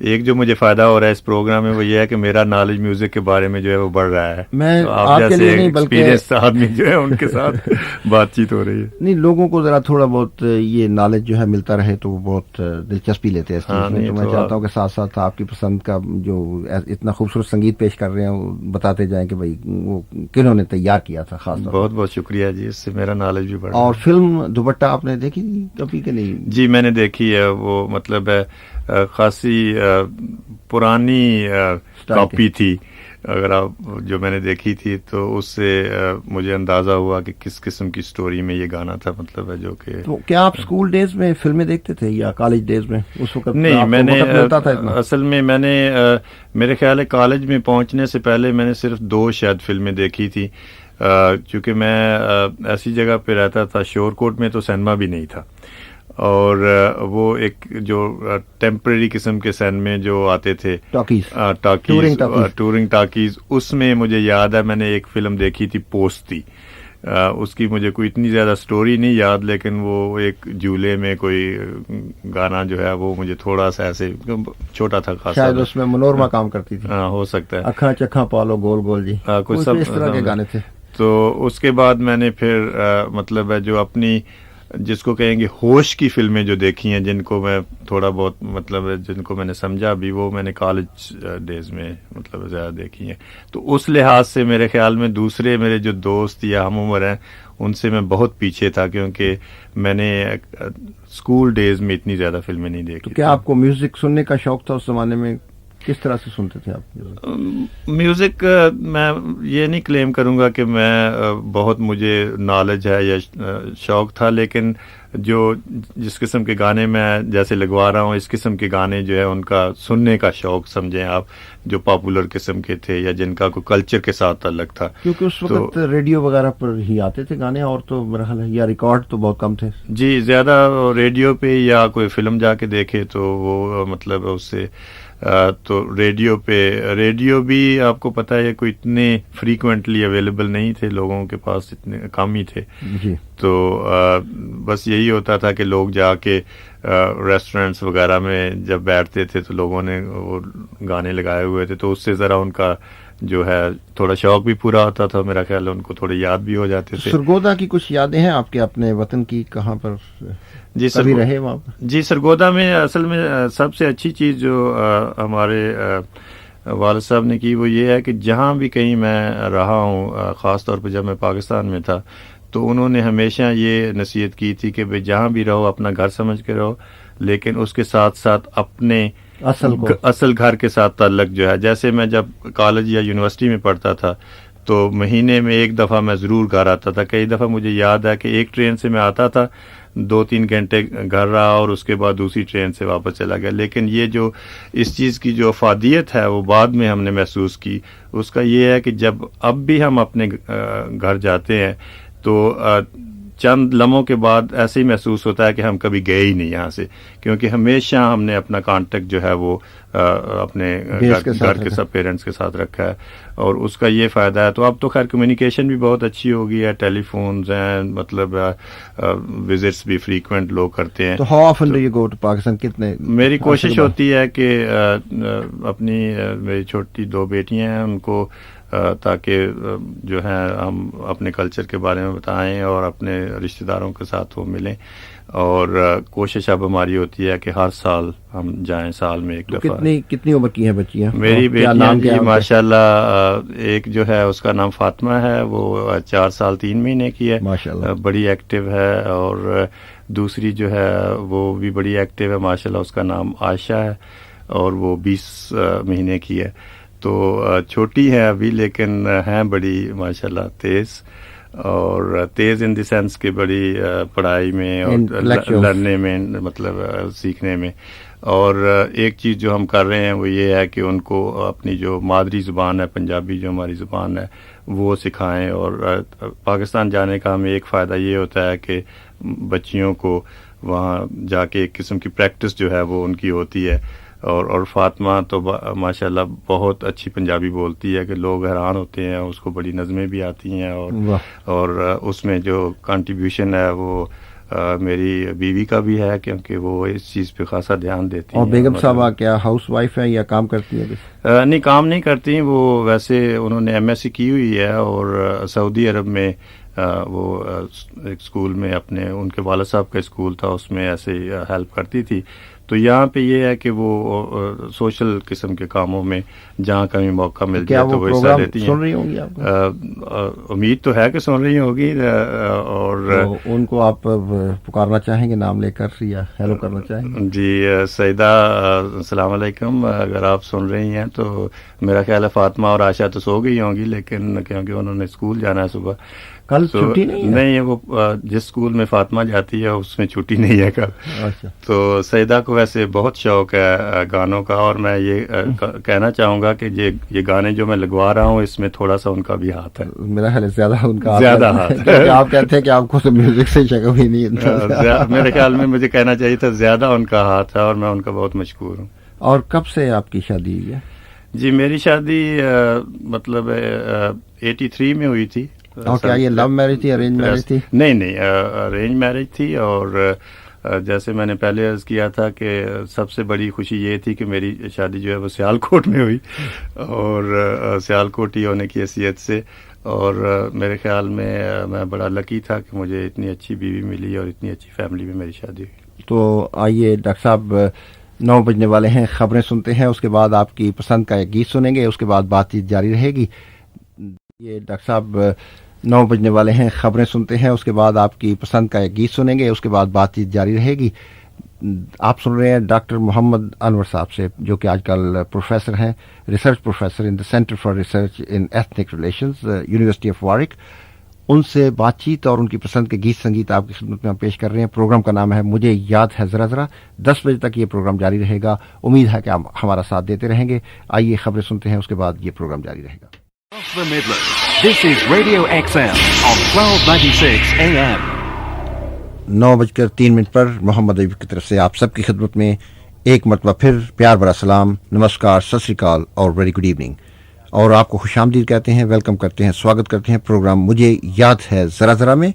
امید ہے کہ پسند آ رہا ہوگا, کیونکہ ہمارے آج کے مہمان ہیں ڈاکٹر محمد انور صاحب, جو کہ ریسرچ پروفیسر ہیں centre for research in ethnic relations, university of walk. اپنی زندگی کے بارے میں بات چیت کر رہے ہیں اور اس کے ساتھ ساتھ اپنی پسند کے گیت بھی پیش کر رہے ہیں. ابھی ہم ان سے بات چیت کر رہے تھے پاکستان کی, لیکن آپ سے یہ پوچھنا چاہیں گے کہ آپ کب تشریف لائے انگلستان, اور کس طرح سے خیال پیدا ہوا آپ کو پاکستان سے یہاں آنے کا؟ جی میں یہاں پہ 1970 میں آیا تھا. جیسے میں پہلے عرض کر رہا تھا کہ جو سوشیالوجی کا سبجیکٹ ہے نا, یہ امریکنز نے شروع کیا تھا پاکستان میں. تو ہمارے جتنے بھی اسٹوڈنٹ فردر اسٹڈیز کے لیے جاتے تھے وہ امریکہ جایا کرتے تھے. تو میرے 2 دوست جو ہیں وہ مینچسٹر یونیورسٹی میں فزکس اور میتھمیٹکس پڑھنے آئے تھے. تو چونکہ ہم یونیورسٹی میں اکٹھے رہے تھے لاہور میں, تو انہوں نے مجھے ایسے ہی ایک نے ان میں سے مجھے خط لکھا کہ بھئی آپ یہاں پہ کیوں نہیں آ جاتے پڑھنے کے لیے. اور میں تیاری کر رہا تھا کینیڈا کی جانے کی, اور مجھے اسکالرشپ بھی مطلب ہے میرا ارینج ہوا تھا, کیونکہ جہاں میں کام کرتا تھا ان کی طرف سے مطلب ہے انہوں نے وہ ان کی اسکیم تھی کہ فردر اسٹڈیز کے لیے وہ بھیجتے تھے ریسرچرز کو. تو میں نے اس نے ساتھ ہی مجھے ایک فارم بھیج دیا, تو میں نے ایسے ہاف ہارٹیڈلی سمجھے وہ فارم فل کر کے جو ہے وہ بھیج دیا. تو مجھے انہوں نے ایڈمیشن دے دی. تو جب مجھے ایڈمیشن مل گئی تو پھر مجھے شوق پیدا ہوا کہ ٹھیک ہے, سب لوگ امریکہ پڑھنے جاتے ہیں سوشیالوجی, تو میں جو ہے اس ٹریڈیشن کو ذرا توڑ کے تو انگلینڈ جاتا ہوں. تو اس طریقے سے میں مینچسٹر پہنچ گیا. تو 70 میں آپ آئے یہاں پر مانچسٹر میں؟ جی. دوست کے پاس نہیں, یونیورسٹی میں مجھے ایڈمیشن ملا سیدھا. ہاں دوست مجھے ایئرپورٹ پہ لینے آئے تھے مینچسٹر, اور چونکہ ان کی وجہ سے میں نے کہا کہ چلو اچھا وقت گزرے گا, چونکہ پہلے بھی ہم اکٹھے رہے تھے لاہور میں. تو میں نے کہا کہ اگر میں بھی وہاں چلا جاؤں, اگرچہ وہ میرے سبجیکٹ کے نہیں تھے لیکن پہلے کوئی وہاں پہ ہو تو ذرا تسلی ہوتی ہے کہ بھئی تو وہ مجھے لینے ایئرپورٹ پہ آئے اور بڑا ہمارا اچھا وقت گزرا. اور یہاں پہ یہ میں پھر عرض کرنا چاہوں گا کہ ان کے ساتھ آج تک میری جیسے سمجھیں فیملی فرینڈ شپ ہے اور ہماری جو کانٹیکٹ ہے ہمارا وہ اسی طریقے سے چل رہا ہے. اور مینچسٹر میں بڑا اچھا وقت ہمارا مطلب. لیکن یہاں پر آ کر آپ کو کچھ محسوس ہوا, اپنے ملک سے دوری کا کوئی احساس ہوا کہ نہیں؟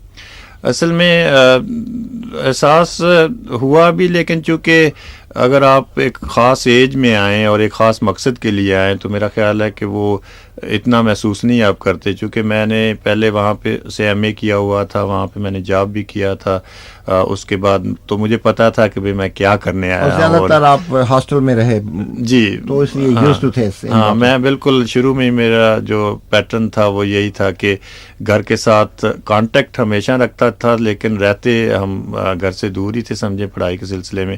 تو جب یہاں پہ آئے تو فرق یہ تھا کہ دوسرے ملک میں آ گئے تھے, لیکن اسی طریقے سے خط و کتابت جو ہے وہ مطلب ہے جاری تھی, اور اپنے کام میں جو ہے وہ مطلب زیادہ دل لگا کے, جیسے یہ تھا کہ مقصد تھا کہ بھئی جلدی سے جلدی جو ہے اپنا تعلیم جو یہاں پہ ہے اس کو کمپلیٹ کیا جائے. آپ نے اپنے والد صاحب کا ذکر کیا کہ وہ کام کرتے تھے, تو کچھ بتانا چاہیں گے ان کے بارے میں, اپنے والدین کے بارے میں؟ جی, میرے والد صاحب سول سروس میں تھے, فوڈ کے محکمے میں, لیکن جب ہمارے دادا کی وفات ہوئی 58 میں, تو پھر میرے والد صاحب نے اس کے بعد 2-3 سال نوکری کی.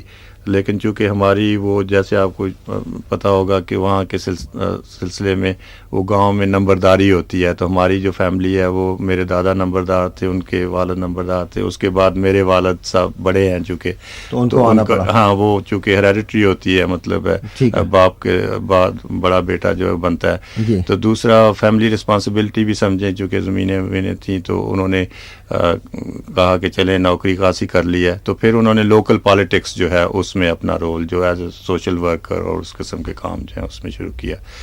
تو ہماری والدہ جو تھیں وہ تو ہم بہت چھوٹے تھے تو وہ فوت ہو گئی تھی, تو ہمارے والد صاحب نے دوبارہ شادی نہیں کی تھی, تو اس کے لیے بھی ہمیں ان کا بہت شکریہ ادا کرنا چاہیے کہ آپ کے دوسرے بہن بھائی ڈاکٹر صاحب؟ جی, میری ایک بہن ہے, تو ہم 2 ہی ہیں بس, اور ہمارے والد صاحب نے ہماری بڑی اچھی تربیت کی اور بڑی اچھی تعلیم دونوں بہن بھائیوں نے ہم نے حاصل کی.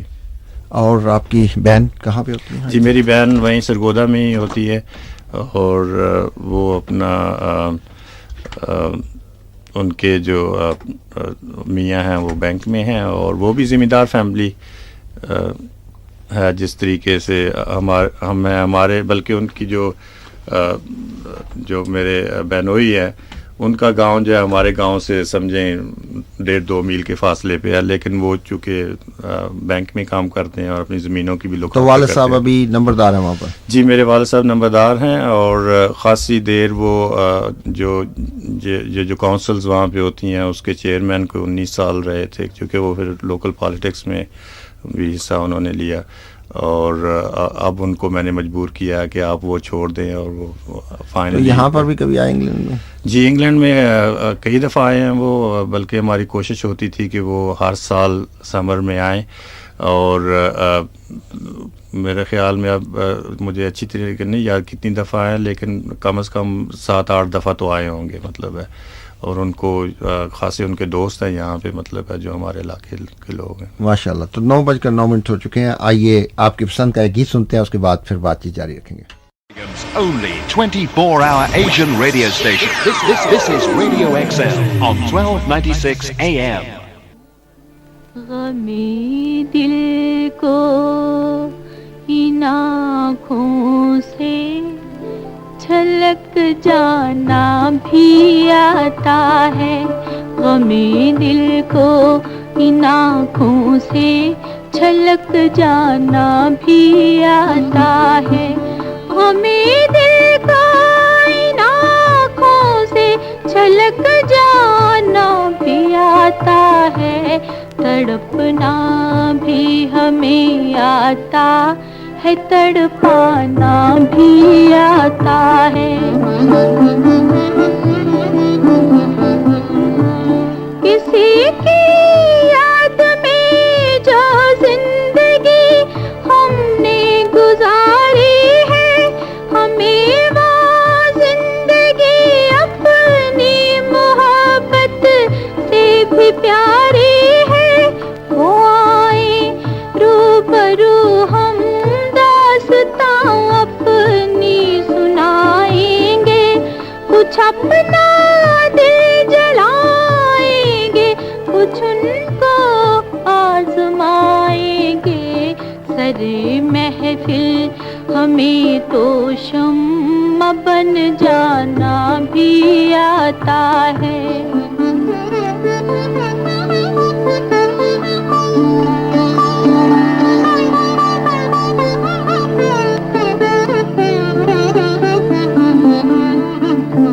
दबे पाँव हमें आकर किसी का गुदगुदा देना, वो अपना रूठ जाना और वो उनका मना लेना।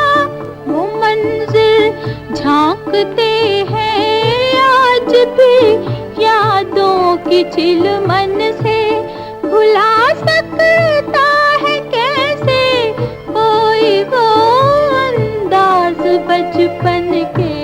हमें गुजरी हुई बातों को दोहराना भी आता है। हमें आता नहीं है प्यार में बेआबरू होना, सिखाया हुस्न को हमने वफा में सुरखरू होना।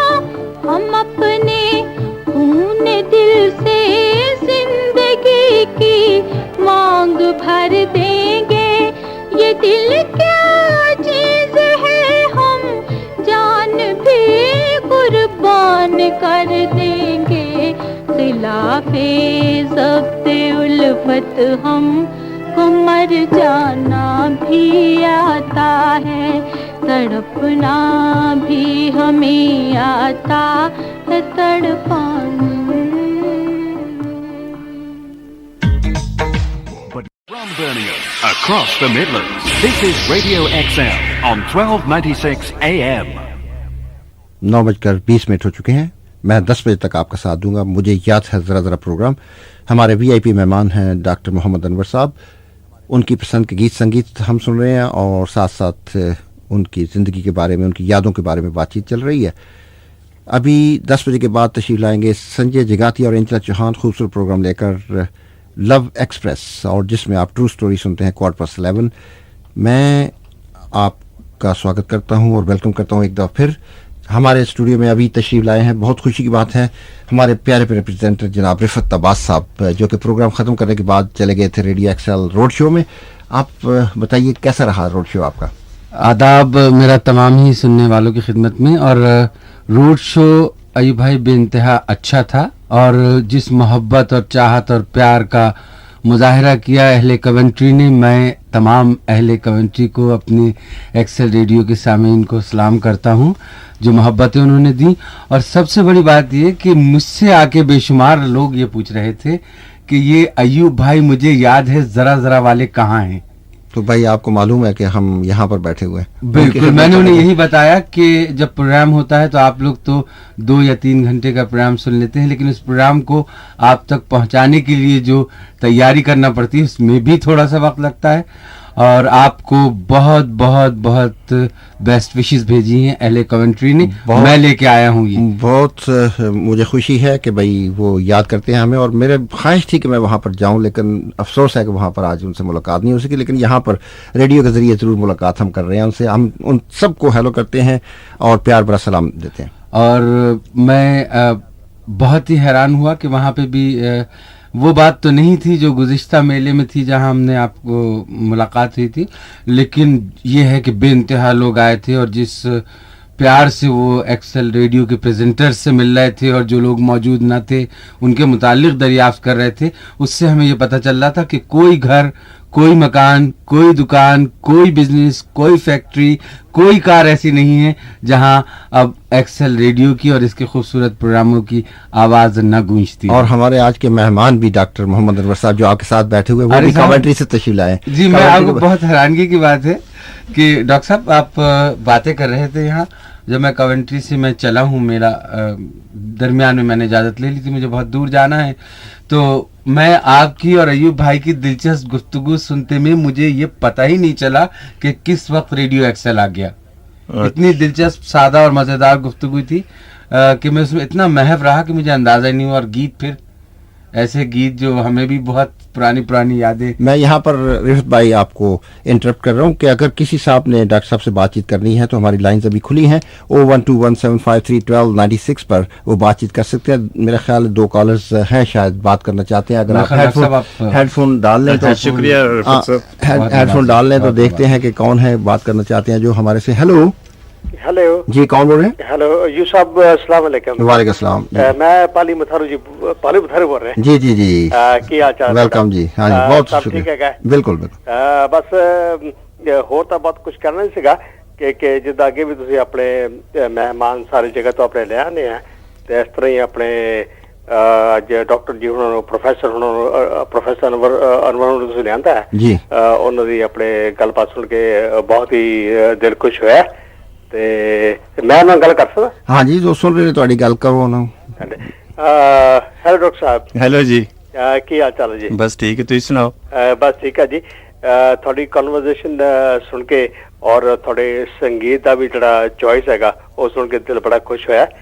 ਤੇ ਸਾਡੀ ਆਪਣੀ ਫੈਮਿਲੀ ਦੇ ਵਿੱਚ ਵੀ ਥੋੜੇ ਬਹੁਤ ਐਸੇ ਕੋਈ ਬਜ਼ੁਰਗ ਹੈਗੇ ਆ ਜਿਹੜੇ ਮੈਡੀਕਲ ਪ੍ਰੋਫੈਸ਼ਨ ਚ ਹੈਗੇ ਨੇ। जी जी। ਸਾਡੇ ਅੰਕਲ ਜੀ ਹੁਣੀ ਆਪਣੇ ਕੀਨੀਆ ਤੋਂ ਗਏ ਸੀ ਆਪਣੇ ਇੰਡੀਆ ਪੜ੍ਹਨ ਵਾਸਤੇ ਇਨ ਦ ਈਅਰ 1939। अच्छा, ਵਾਹ ਵਾਹ। ਐਂਡ 1945 ਦੇ ਵਿੱਚ ਉਹ ਕੁਆਲੀਫਾਈ ਹੋ ਗਏ ਸੀਗੇ ਇੰਦੌਰ ਚ। अच्छा जी, ਹਾਂਜੀ, ਇਨ ਇੰਡੀਆ। ठीक। ਤੇ तो ਉਹ फिर ਇੱਥੇ ਆ ਕੇ ਕੰਮ ਕਰਦੇ ਰਹੇ? ਨਹੀਂ, ਉਹ ਆਪਣੇ ਅਫਰੀਕਾ ਦੇ ਵਿੱਚ ਹੀ ਰਹੇ ਹੈਗੇ ਆ। अच्छा ਤੇ अच्छा ਹਾਲੇ ਵੀ ਉੱਥੇ ਪ੍ਰੈਕਟਿਸ ਕਰਦੇ ਨੇ। ਵੀ ਹੁਣ ਤਾਂ ਆਪਣੇ 2-4 ਸਾਲ ਹੋ ਗਏ ਆਪਣੇ ਹੀ is out of the practice now ਕਿਉਂਕਿ ਏਜ ਕਾਫੀ ਹੋ ਗਈ ਹੈ। अच्छा अच्छा, क्योंकि मैं डॉक्टर्स ਦੇ ਬਾਰੇ ਚ ਵੀ ਖਾਸੀ ਰਿਸਰਚ ਕੀਤੀ ਹੈ ਔਰ ਲਿਖਿਆ ਵੀ ਹੈ, ਹਾਂਜੀ। ਤੇ ਉਹ ਡਾਕਟਰਾਂ ਨਾਲ ਦੋਸਤੀ ਵੀ ਹੈ ਔਰ ਪ੍ਰੋਫੈਸ਼ਨ ਦੇ ਬਾਰੇ ਚ ਵੀ ਖਾਸਾ ਮੈਨੂੰ ਇਲਮ ਹੈ, मतलब है। ओके जी, पाली मुतार साहब बहुत बहुत शुक्रिया टेलीफोन पर। Okay ji, thank right you ji, bye bye. और अब आइए देखते हैं इस लाइन पर कौन है। हेलो हेलो, अस्सलाम वालेकुम। वालेकुम सलाम। कौन बोल रहे हैं?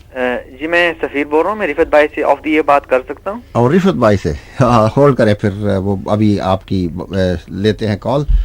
तो डॉक्टर साहब, हम बातचीत कर रहे थे, आपके यहाँ पर आप आए तो तालीम शुरू की, मौसम वगैरह आपको ठीक ठाक लगा क्योंकि आप मेरा ख्याल गर्मियों में आए होंगे यहाँ पर? जी, सितंबर का महीना था और उस वक्त लंबे लंबे दिन थे, तो जिस दिन मैं आया तो लकीली उस दिन बारिश नहीं हुई। वैसे मैनचेस्टर जो है आपको पता है कि वहाँ पे तो बारिश के लिहाज से खासा नोटोरियस गिना जाता है कि बारिश और धुआं बारिश और धुआं जो है, और सारी बिल्डिंग जो थी अपना वो भी काली नजर आती थी धुएं की वजह से। तो लेकिन चूँकि जैसे मैं पहले अर्ज कर रहा था कि मकसद ये था कि पढ़ाई का, तो आते ही पढ़ाई में मसरूफ़ हो गए, तो फिर मौसम वगैरह जो है ठीक है उसके साथ साथ चलते रहे। जी जी। लेकिन मैं बड़ा खुशकिस्मत था कि मुझे यूनिवर्सिटी के सेंटर में एक हॉल ऑफ रेजिडेंस था, उसमें जगह मिली। तो मैं अपने डिपार्टमेंट और लाइब्रेरी में बस समझे चंद कदम का फासला था। वो जिस वक्त मेरा जी चाहता था मैं हॉल में चला जाता, जिस वक्त जी चाहता था डिपार्टमेंट में। तो उससे मेरे ख्याल में मुझे पढ़ाई में बहुत मदद मिली। तो यहाँ पर आकर क्या पढ़ा आपने? जी, मैंने सोशियोलॉजी में ही एमए किया पहला, क्योंकि यहाँ का जो सिस्टम है उसमें आप पहले आके एक मतलब डिग्री करते हैं और उसके बाद फिर आप अपना पीएचडी का काम करते हैं। असल में मैंने कर लिया था तो उन्होंने मुझे दिया था चॉइस के भी आप पीएचडी का काम जारी रखें, लेकिन मैंने सोचा कि क्यों ना एक और डिग्री ले ली जाए। तो फिर वो जो वहाँ की डिग्री को एमए इकनॉमिक्स कहते हैं, वैसे होती मतलब है वो मुख्तलिफ सब्जेक्ट्स की है, जैसे मेरी सोशियोलॉजी की थी जी। और उसके बाद फिर मैंने पीएचडी पे काम अपना जो शुरू किया। تو پی ایچ ڈی کرنے کے بعد آپ نے کہاں پہ جاب کی؟ پاکستان واپس گئے یا نہیں؟ پی ایچ ڈی میں جب کر رہا تھا تو مجھے یہاں پہ جو جس کو اب ریس ریلیشن یا ایتھنک ریلیشنز آپ کہتے ہیں، اس میں میری دلچسپی بڑھ گئی، کیونکہ پی ایچ ڈی کا جو میرا کام تھا وہ پاکستانی کمیونٹی کے بارے میں تھا، اور میں نے اپنا فیلڈ ورک جو ہے وہ راچ ڈیل میں کیا تھا، جو کہ مینچسٹر کے قریب ہے. اور آپ کو یاد ہوگا کہ میری کتاب جو دی میتھ آف ریٹرن پھر اسی ریسرچ پہ بیس تھی جو بعد میں پبلش ہوئی تھی. سب سے پہلے تو آپ نے لکھی تھی بٹوین ٹو کلچرز 1976 میں. جی وہ چونکہ میں نے وہاں پی ایچ ڈی کر کے تو میں نے کمیشن جو ان دنوں ہوتا تھا، کمیشن کمیونٹی ریلیشنز کمیشن، جو کمیشن فار ریشل ایکوالٹی سے پہلے تھا، جی، تو وہاں پہ مجھے ریسرچ آفیسر کی جاب مل گئی تھی. تو ان کی طرف سے پھر میں نے وہ ریسرچ جو ہے وہ نیشنل سروے کیا تھا ینگ ایشینز کے بارے میں، کیونکہ ان دنوں محسوس ہو رہا تھا کہ یہ جو بچے یہاں پہ پیدا ہو رہے ہیں ان کے جو ایٹیٹیوڈز اور ان کے جو ویوز ہیں وہ والدین سے ذرا ڈفرینٹ ہیں، اور ہم نے یہ دیکھنے کے لیے کہ بھئی جنریشن گیپ جس کو کہتے ہیں کہ وہ کہاں تک ڈیولپ ہو رہا ہے، تو اس پہ میں نے وہ ریسرچ کی. تو یہ ٹرم جو بٹوین ٹو کلچر ہے یہ اتنی پھر مشہور ہوئی کہ آج تک چل رہی ہے، سب یوز کرتے ہیں. بالکل. اور آپ کو یاد ہوگا کہ ان دنوں پھر اس کی بڑی پبلسٹی ہوئی جو ہمارا پبلیکیشن تھا، اور بڑی کانفرنس، اور آپ جیسے جو میڈیا کے لوگ تھے انہوں نے بہت اس چیز کو، تو اس میں یہ ہوا کہ لوگوں میں بڑی اویئرنیس پیدا ہوئی، اور والدین کو بھی پتہ چلا کہ جو بچے یہاں پہ پیدا ہوتے ہیں جن کی یہاں پرورش ہوتی ہے ان کے بھی کچھ ویوز ہیں. تو ہم نے کوشش یہ کی کہ زیادہ سے زیادہ کمیونیکیشن جو ہے وہ والدین اور بچوں کے درمیان بڑھے. یہ ہمارا ایک قسم کا آبجیکٹو تھا، اور یہ چیز جو ہے وہ پھر آپ لوگوں اور دوسرے لوگوں کی مدد سے خاصی مطلب جاری رہی میڈیا کے ذریعے. اور مجھے امید ہے، اگرچہ میں نتائج تو نہیں آپ کو بتا سکتا، کہ ہماری ریسرچ نے اس چیز میں بہت کنٹریبیوٹ کیا، جو انڈرسٹینڈنگ جو ڈیولپ ہوئی پیرنٹس اور ان کے بچوں میں. دیکھتے ہیں لائن پر کوئی صاحب بات کرنا چاہتے ہیں. ہیلو، ڈاکٹر صاحب سے بات کر سکتے ہیں جی؟ کون بول رہے ہیں جی؟ جی میں سفیر بول رہا ہوں. ہاں جی، بات کیجیے. السلام علیکم ایوب صاحب اور ڈاکٹر صاحب. السلام علیکم جی. جی ڈاکٹر صاحب، آپ کی زیارت تو چند ہفتے پہلے ہو چکی تھی ایک کانفرنس میں. جی جی. وہاں آپ نے جو اپنی ریسرچ کے بارے میں بتایا تھا. ڈاکٹر صاحب میں زیادہ طویل سے بات نہیں کرنا چاہتا، بس اتنا ہی پوچھوں گا کہ آج جیسے کہ آپ کو پتہ ہے کہ فی الحال نوجوانوں میں، خاص کر کے جو ایشیائی نوجوان ہیں، خواہ وہ انڈیا، پاکستان، بنگلہ دیش کہیں سے بھی تعلق رکھتے ہوں، اس وقت جو ہے نا کرائم ویو ان میں بہت زیادہ پایا جاتا ہے. اور میں یہ آپ سے پوچھنا چاہتا تھا کہ اس وقت کرنٹلی کوئی ایسی ریسرچ موجود ہے جو کہ ہمیں بتا سکے کہ ایشیائی بچے جو ہے نا اس وقت comparing to the white counterparts وہ کس عروج پہ ہیں اور کس درجے پہ ہیں؟ آپ کا مطلب ہے کہ کتنے وہ جو کرائم میں انوالومنٹ ان کی جو ہے؟ جی ہاں ہاں ہاں، اس میں آپ صحیح بتا رہے ہیں، فرما رہے ہیں کہ وہ ٹرینڈ جو ہے وہ انکریز ہو رہا ہے، کیونکہ جو اگر آپ دیکھیں کہ کورٹس میں جو مطلب ہے ینگ لوگ اب جن کا نمبر جو ہے وہ انکریز ہو رہا ہے، یا جو دیکھیں آپ پریزنز میں یا ادھر ادھر. لیکن دو چیزیں میں عرض کرنا چاہتا ہوں. ایک تو یہ ہے کہ چونکہ پہلے جو بیس تھی یا نمبر تھا وہ بہت لو تھا، جی جی، تو اس سے اب چونکہ نمبر انکریز ہو رہا ہے تو ہمیں لگتا ہے کہ بہت زیادہ مطلب ہے یہ ہو گیا ہے. لیکن اس میں ہمیں فکر کرنا چاہیے اس چیز کا، اور اس کی جو کازز ہیں ان کو سمجھنے کی کوشش کرنی چاہیے، اور اس کا تاکہ جو ہے وہ حل نکالا جائے. اور جس قسم کی میں پہلے عرض کر رہا تھا جو میری ریسرچ ہے، جیسے ابھی میں نے ایک کتاب جو ہے وہ کمپلیٹ کی ہے ینگ ایشینز کے بارے میں، تو اس میں نے ان چیزوں کو مطلب ہے دیکھا ہے کہ کون سی چیزیں ہیں جو کنٹریبیوٹ کرتی ہیں اس قسم کے بیہیویئر. میرے خیال میں ایشین جو کمیونٹیز ہیں جرنلی یا ان کے ینگ لوگ، ان کو بڑا مطلب اچھے سٹیزنز گنے جاتے تھے، لیکن اب وہ چیز نہیں پائی جاتی. ہاں، لیکن اب وہ جو امیج ہے، آپ بالکل صحیح فرما رہے ہیں، جو امیج ہے وہ بدل رہا ہے.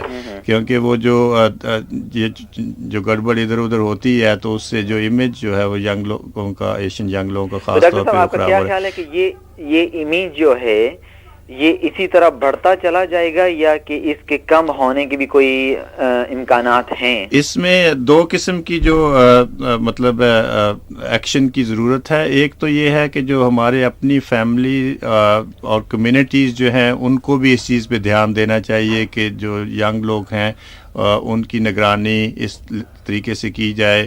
میں یہ نہیں کہہ رہا کہ ان کو فورس کیا جائے، بلکہ ان کے ساتھ زیادہ ڈائلاگ جو ہے وہ کمیونیکیشن زیادہ ہونی چاہیے. دوسرا جو ہے جو ریلیونٹ ایجنسیز ہیں ان کی بھی یہ رسپانسبلٹی ہے کہ اگر ان کو جو ریلیونٹ فیسلٹیز ہیں، جیسے اب اگر آپ ان امپلائمنٹ کی سچویشن دیکھیں تو آپ کو پتہ ہے کہ کتنی ہائی ہے، مطلب خاص طور پہ پاکستانیز اور بنگلہ دیشی ینگ لوگ جو ہیں ان کی. اور اس میں یہ ہے کہ اگر ان کے پاس جاب نہیں ہے اور ایجوکیشن میں they are not doing very well تو آبویسلی چانسز ہیں کہ وہ کرمنل ایکٹیویٹی میں زیادہ انوالو ہوں گے، یا ان کو اپرچونیٹیز یا لوگ جو ہیں وہ ٹیمپٹ کرتے ہیں جس کو کہیں گے. تو میرے خیال میں ایجنسیز اور کمیونٹی کو مل کے ایسی چیزیں جو ہیں وہ کرنی چاہیے کہ تاکہ اس چیز کو روکا جا سکے. مطلب میری عرض یہ ہوگی کہ اس کو بڑھنے نہ دیا جائے بلکہ اس کو کم کیا جائے. اور آپ کو یاد ہوگا کہ اس کانفرنس کا ایک مقصد جو تھا وہ یہ بھی تھا کہ اس قسم کی جو چیزیں ڈس ایڈوانٹیج یا ڈسکریمنیشن یا جیسے آپ فرما رہے ہیں کہ ینگ لوگوں پہ جن کو چیزوں کا برا اثر پڑ رہا ہے ان کو روکا جائے تاکہ ڈسکریمنیشن کو بھی کم کیا جائے، انیکوالٹی کو کم کیا جائے اور لوگوں کو جو ہے وہ مواقع جو ہیں وہ زیادہ سے زیادہ ملیں. ڈاکٹر صاحب دو مختصراً باتیں اگر ایوب صاحب اجازت دیں تو. ہاں جلدی سے. پہلی بات تو یہ ہے کہ آپ نے دو چیزیں بتائی کہ والدین اور کمیونٹی کا یہ حق بنتا ہے کہ وہ جو ہے نا اس چیز میں زیادہ سے زیادہ ملوث ہوں، پارٹیسپیٹ کریں اور اس چیز کو روکیں. لیکن میں سمجھتا ہوں کہ just to go one step further وہ یہ ہے کہ جو ہمارے نوجوان، خاص طور پر جو پڑھے لکھے نوجوان ہیں، خواہ وہ کسی بھی نسل یا کسی بھی رنگ یا کسی بھی مذہب سے تعلق رکھتے ہوں، سب سے زیادہ ضروری ہے کہ وہ ایسی فیلڈ میں آئیں. مثال کے طور پر جیسے سوشل ورک ہو گیا، کمیونٹی ورک ہو گیا، یوتھ ورک ہو گیا، جہاں یہ نوجوان ان سے ایک ایسی انڈرسٹینڈنگ پیدا کر سکیں جس سے جو ہے نا ان کو کچھ نہ کچھ فائدہ اور بینیفٹ پہنچے. بچے والدین سے اتنے اوپن نہیں ہوں گے. اور جہاں تک کمیونٹی کا تعلق ہے، کمیونٹی کسی حد تک پارٹیسپیٹ کرتی ہے لیکن ان کے جو نظریات ہوتے ہیں وہ بہت اونچے ہوتے ہیں. وہ جو بچے کی سمجھ ہوتی ہے یا نوجوان کی سمجھ ہوتی ہے اس لیول تک نہیں اتر سکتے. ان کا زیادہ تر رجحان یہی ہوتا ہے کہ ہم کسی ایسوسی ایشن کے چیئرمین بن جائیں، کسی پولیٹیکل پارٹی کے کونسلر بن جائیں، کسی آرگنائزیشن کے صدر، سیکرٹری، ٹریجر بن جائیں. اوکے سویر صاحب، ڈاکٹر صاحب ویسے پوچھتے ہیں پھر اب ان کو موقع دیں. اچھا ہاں جی ڈاکٹر صاحب. ہاں نہیں، آپ کی بات بالکل صحیح ہے کیونکہ میں نے آپ نے سنا ہوگا اس کانفرنس میں نے یہی کہا تھا کہ ہمارے جو لوگ ہیں ینگ لوگ ان کو سب پروفیشنز میں جانا چاہیے. یہ نہیں کہ صرف ڈاکٹرز اور انجینئرز اور لائرز ہی بنے، کیونکہ یہ جو ایکسپیکٹیشن ہے والدین کی بھی ٹھیک ہے، کچھ جو ہے ان کو وہاں بھی جانے، لیکن ایسے پروفیشنز ہیں اور آپ نے بالکل صحیح فرمایا ہے کہ جن میں ہمارے لوگوں کی بہت کمی ہے. اس میں پولیس کو لے لیں، پروبیشن کو لے لیں، سوشل ورک کو لے لیں، تو بہت سے، اور ٹیچنگ میں بھی ہمارے لوگ جو ہیں بہت کم ہیں. اس دن میں نے فگر کوٹ کی تھی اور میرے خیال میں آبادی کے لحاظ سے تو ہمارے ٹیچر بہت زیادہ ہونے چاہیے. تو یہ سارے جو ہیں، ایک تو ان کو اگر ہمارے لوگ ان پروفیشنز میں جائیں کمیونٹی کی بھی ہیلپ بھی ہو سکتی ہے اور ساتھ ساتھ ینگ لوگوں کو رول ماڈل بھی مل سکتے ہیں. اور ہمارا انفلوئنس جو ہے وہ صرف چند پروفیشن میں نہیں ہونا چاہیے بلکہ ہر پروفیشن میں ہونا چاہیے. تو میں بالکل آپ سے ایگری کرتا ہوں. اوکے جی سلیم صاحب، بہت بہت شکریہ. بہت شکریہ. خدا حافظ. تو ڈاکٹر صاحب آپ نے کتاب کا ذکر کیا تھا میتھ آف ریٹرن، تو کیا یہ ہمارے لوگوں کے بارے میں تھی کہ جو لوگ سوچتے ہیں کہ ہم آئے ہیں اور واپس چلے جائیں گے؟ بالکل، یہ بالکل آپ نے صحیح فرمایا کیونکہ اس کا جو ٹائٹل تھا اسی لیے میں نے چنا، کیونکہ لوگ سمجھتے تھے کہ وہ واپس جا رہے ہیں. इनफैक्ट वो वापस नहीं जा रहे थे, क्योंकि उसके 2 मेन रीज़न जो आज से 20 साल पहले मैंने ये बात कही थी, वो ये थे कि एक तो उनके बच्चे जो हैं वो यहाँ पे पैदा हो रहे थे, परवरिश उनकी हो रही थी, तो बच्चों के लिए तो वो यहाँ आए थे, तो फिर बच्चों को छोड़ के वापस तो नहीं जा सकते। दूसरा ये है कि जो उनका इकनॉमिक रीज़न था, क्योंकि इनिशियली लोग आए थे कि भी हम यहाँ रहेंगे, थोड़ी देर कमाएंगे, फिर वापस जाके अपना कोई बिज़नेस या ज़मीन या जो कुछ भी वो करेंगे, वो चीज़ जो है वो हो नहीं सकी, क्योंकि हालात जो हैं वो इस किस्म के पाकिस्तान में भी थे।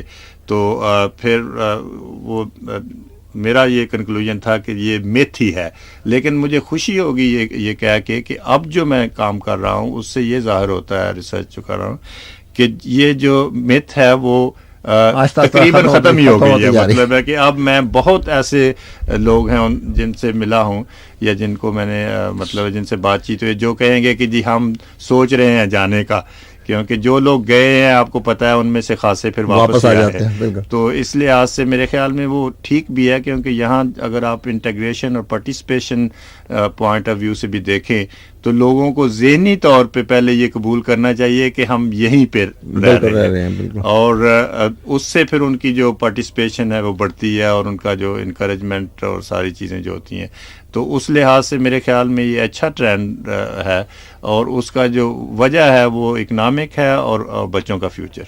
इसके अलावा आपने किताब लिखी थी हु ट्यून्स इनटू व्हाट, और उसके बाद एथनिक माइनॉरिटी ब्रॉडकास्टिंग वगैरह, तो उनमें क्या सोच कर आपने? जी, असल में मेरा हमेशा ये ट्रेंड रहा है रिसर्च में कि मैं नई चीज़ पे, नए एरिया पे काम करता हूँ। जैसे वो बिटवीन टू कल्चर्स जो था, दैट वाज समथिंग न्यू, मतलब किसी ने उस तरीके से नहीं पहले उसको किया था, तो मैंने नेशनल लेवल पे उसको नेशनल सर्वे करा के, इसी तरह जो मेरा अपना काम था पाकिस्तानीज़ के बारे में, मेरी जो पहली मतलब समझे कम्प्रीहेंसिव किताब थी पाकिस्तानी कम्युनिटी के बारे में, उसके बाद मैंने देखा कि जो मीडिया का इन्फ्लुएंस है यहाँ पे वो मतलब है बड़ा इम्पॉर्टेंट है, ख़ास तौर पे जो कम्युनिकेशन जिसकी बात हम पहले भी कर रहे थे उसमें वो बहुत रोल प्ले करता।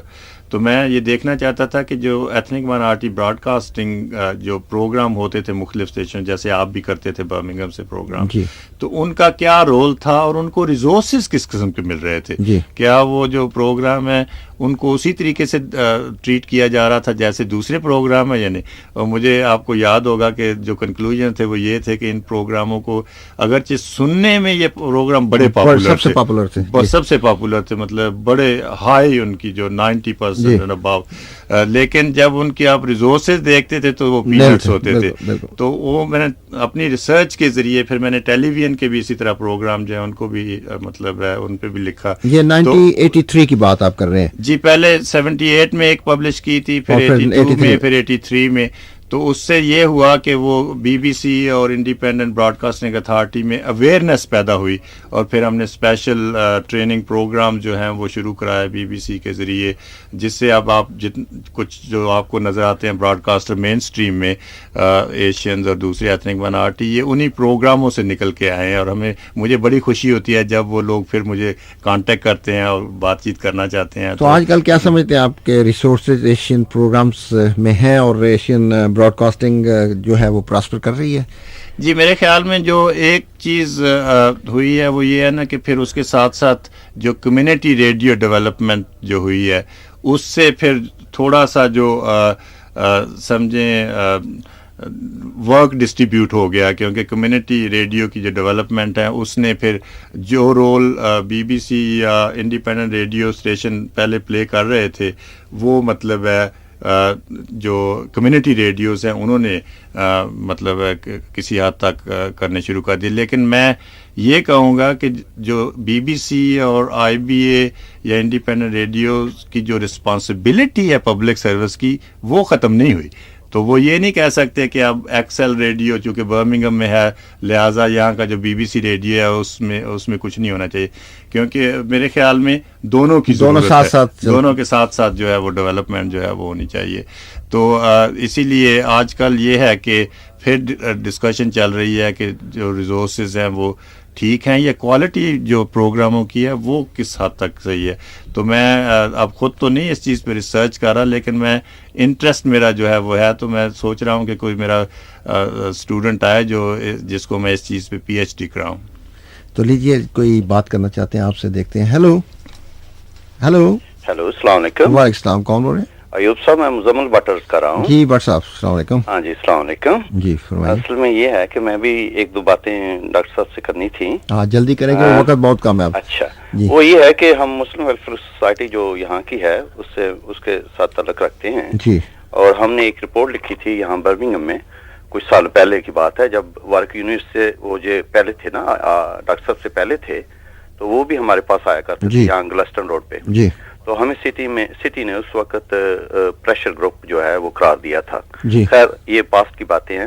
جو میں ڈاکٹر صاحب سے عرض کرنا چاہتا ہوں کہ آپ نے کچھ اس سلسلے میں کچھ یہاں کی جو سٹی ہے سول سرونٹ ہیں اسپیشلی, آپ نے ان کے بارے میں بھی کچھ ہائی لائٹ کیا ہے کہ کیونکہ ان کی جو پالیسی رہی ہے آج تک, ڈیلیبریٹ پالیسی جو رہی ہے کہ ہمارے جو ایتھنک مائنورٹی کے لوگ ہیں especially Muslim I am talking about here, تو ان کو نہ جاب دی جائے اور ان کو نہ ایسے کام میں انوالو کیا جائے. جی. تو آپ نے اس کے بارے میں کچھ آپ نے ریسرچ کی ہے یا کچھ لکھا ہے؟ ہاں جی ڈاکٹر صاحب. جی اصل میں آپ کو پتہ ہی ہے جیسے کہ ڈسکرمنیشن یا ڈس ایڈوانٹیج کے بارے میں تو بہت ریسرچ اویلیبل ہے, خاص طور پہ جو کمیشن فار ریشل ایکوالٹی کی انویسٹیگیشنز ہوتی ہیں ان سے یہ پتہ چلتا ہے کہ کس طریقے سے ڈسکرمنیشن جو ہو رہی ہے.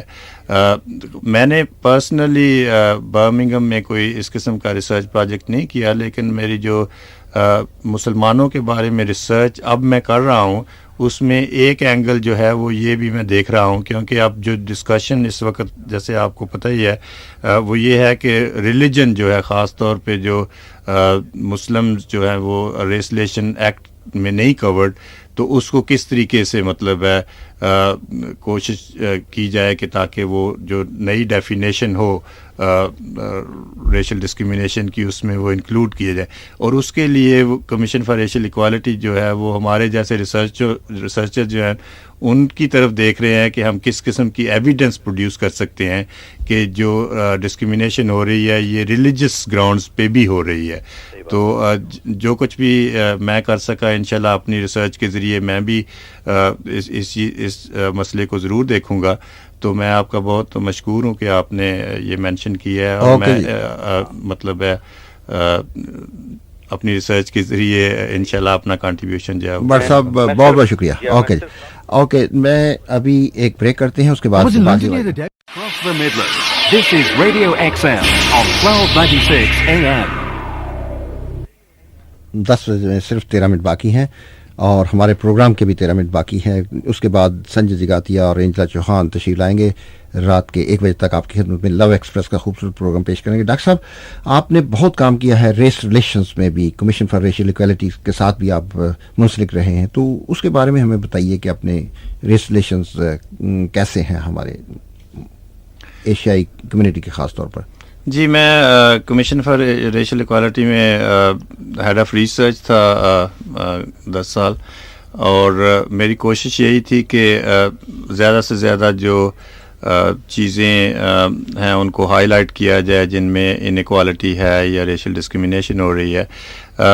ایشینز کا یہ ہے کہ اس میں تعلقات ڈپینڈ کرتا ہے کہ کس طریقے سے آپ ان کو دیکھنا چاہتے ہیں. جیسے یہ ہے کہ کچھ فیلڈز میں کچھ ایشینز جو ہیں, کیونکہ ایشینز بھی ایک ہوموجینس گروپ نہیں, ان میں بھی فرق ہے. جیسے ایجوکیشن میں آپ دیکھیں تو انڈینز جو ہیں they are doing very well compared with Bangladeshis or to some extent Pakistanis. اور انڈینز کا یہ ہے جو اکنامک ایکٹیویٹی ریٹ آپ دیکھیں, جیسے ان کا پڑھائی کے ساتھ ساتھ جو ہے وہ کنٹریبیوشن بھی اسی طریقے سے جو ہے زیادہ ہے. عورتوں کا اگر دیکھیں تو ان کی جو انڈین عورتیں جو ہیں وہ وائٹ عورتوں سے بھی ان کا جو ریشو ہے وہ کام کرنے کا زیادہ ہے. مطلب ہے کہ وہ 50% جو انڈین عورتیں ہیں وہ کام کرتی ہیں. اگر آپ پاکستانیز کا دیکھیں تو وہ 20% سے بھی کم ہے, اور اس میں سے بھی آدھی جو ہیں وہ ان امپلائڈ ہیں. تو اس لحاظ سے وہ بڑا فرق ہے ایشینز کا بھی آپس میں. تو لیبر مارکیٹ جو ہے اس سے ڈٹرمن ہوتا ہے کہ بھئی کسی کمیونٹی کی کیا پوزیشن ہے. تو اس میں اگر آپ پاکستانی اور بنگلہ دیشی کمیونٹی کا دیکھیں تو ان کی پوزیشن کوئی اتنی اسٹرانگ نہیں, انڈینز کی کچھ بہتر ہے. مطلب ہے اور اس کی جو بیک گراؤنڈ ہے وہ یہی ہے کہ پروفیشنل ایجوکیشن اور اس میں جو ترقی ہے.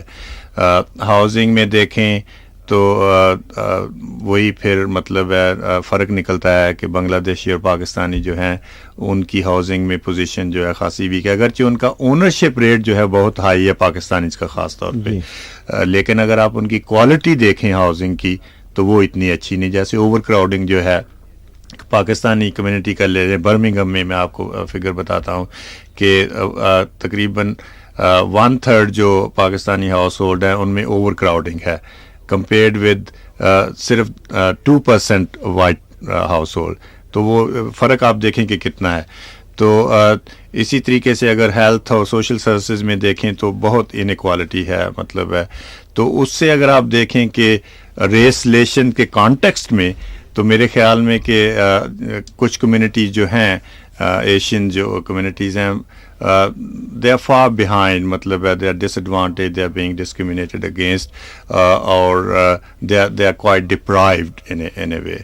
تو ریسلیشن تو تبھی بہتر ہو سکتے ہیں کہ اگر ان کمیونٹی کی جو حالت ہے، ان کی جو امپلائمنٹ ہے اس کو امپروو کیا جائے، ان کا جو ہاؤسنگ ہے اس کو امپروو کیا جائے، ان کا جو ایجوکیشن میں امپروومنٹ ہو، ہیلتھ اور سوشل سروسز میں ان کی ایکسیس جو ہے بڑھے، تو پھر ہم بات کر سکتے ہیں کہ ریسلیشن جو ہے امپروو ہو رہے ہیں. لیکن میرے خیال میں اگر یہ ساری چیزیں جو میں نے عرض کی ہیں ان کو دیکھیں تو میرے خیال میں ریسلیشن ان اس اوور آل کانٹیکس میں ریسلیشن کچھ لوگ دیکھتے ہیں کہ بھی روز لڑائی جھگڑا ہوتا ہے یا نہیں. میرے خیال میں وہ ریسلیشن نہیں ہے. ریسلیشن کا مطلب یہ ہے کہ گڈ ریسلیشن کا مطلب ہے کہ لوگوں کو ایکوالٹی مل رہی ہے، ان کو مطلب ہر میدان میں ان کے ساتھ ڈسکریمنیشن نہیں ہو رہی. تو اس کو جو ہم کہیں گے کہ جب وہ اچیو کر لیں گے ہم پالیٹکس میں ہو یا کسی چیز میں، تو پھر ہم کہیں گے کہ یہاں کے ریسلیشن جو ہیں وہ اچھے ہیں اور ایشین کے ریسلیشن جو ہیں. تو ریس ریلیشن بورڈز کیا کرتا ہے اس ضمن میں، پازیٹیو سٹیپس کیا؟ جی، کمیشن فار ریشل ایکوالٹی جو جس نے مطلب ہے وہ بورڈ کا کام بھی مطلب لیا، اس کا یہ کام ہے کہ وہ دیکھیں کہ کہاں کہاں ڈسکریمنیشن ہو رہی ہے اور اس کو کس طریقے سے ختم کیا جائے. تو اس میں ان کی جو فارمل انویسٹیگیشنز ہوتی ہیں اس سے وہ ان کے پاس پاور ہے کہ وہ جا کے انویسٹیگیٹ کر سکتے ہیں امپلائز کو یا ہاؤسنگ ایسوسیشن یا دوسرے کے. اس کے ساتھ ساتھ یہ ہے کہ وہ پروموٹ کرتے ہیں یا کوشش کرتے ہیں کم از کم جو لوکل ان کا نیٹ ورک ہے ریس ایکوالٹی کاؤنسلز، ان کے ذریعے وہ کوشش کرتے ہیں کہ اچھے پروجیکٹس جو ہیں وہ ہوں تاکہ امپروومنٹ ہو لوگوں کی جو مطلب ہے، اور اس سے ان دی لانگ رن آبویسلی پھر ریسلیشن جو ہے وہ بہتر ہوں. لیکن میرے خیال میں ابھی اس ملک میں ہمیں بہت کام کرنا ہے اس سلسلے میں. Eras International اور سنے across the Midlands. This is Radio XL on 1296 AM. 10 بجنے میں صرف 3 منٹ باقی ہیں، ہمارے پروگرام کا وقت ختم ہونے کو ہے. ڈاکٹر صاحب سے بہت سی باتیں کرنی تھی، انہوں نے اتنی کتابیں لکھنی ہیں، ان کے بارے میں بات چیت کرنی تھی، لیکن وقت نہیں اجازت دیتا. ہم آپ سے آخر میں پوچھیں گے کہ برمنگھم میں کانفرنس جو ہوئی تھی اس میں سارا سہرا جو ہے آپ کے سر پر جاتا ہے، تو کیسی رہی؟ نہیں، کانفرنس تو پاکستان فورم نے ارینج کی تھی، تو اگرچہ میں نے ان کو مشورہ ضرور دیا اور میں نے اس میں پارٹیسپیٹ کیا، اپنا رول پلے کیا ایز اے پروفیشنل پرسن. تو میرے خیال میں بڑی کامیاب کانفرنس تھی، لیکن اس کی کامیابی جو ہے وہ اسی طریقے سے ہم میجر کریں گے کہ اس کا کوئی رزلٹ بھی نکلے.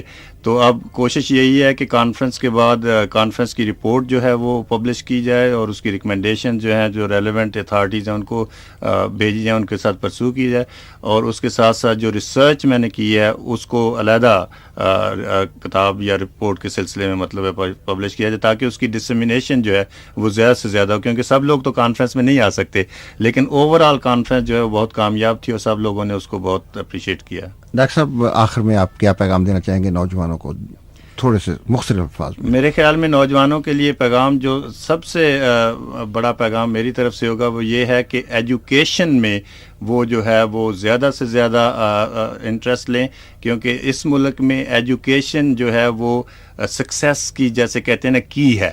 تو میرے خیال میں ہمارے والدین کو اور بچوں کو ایجوکیشن پہ زیادہ زور دینا چاہیے، اور اس سے پھر باقی جو چیزیں ہیں وہ فلو کریں گی انشاءاللہ. ڈاکٹر صاحب بہت بہت شکریہ. میں کس زبان سے آپ کا شکریہ ادا کروں کہ آپ نے اتنا قیمتی وقت دیا اور بہت دلچسپ باتیں بتائیں. इंशाल्लाह फिर मुलाकात होगी आपसे, और आपकी पसंद का आखिरी गीत सुनाते हुए मैं आप सबसे इजाज़त चाहता हूँ।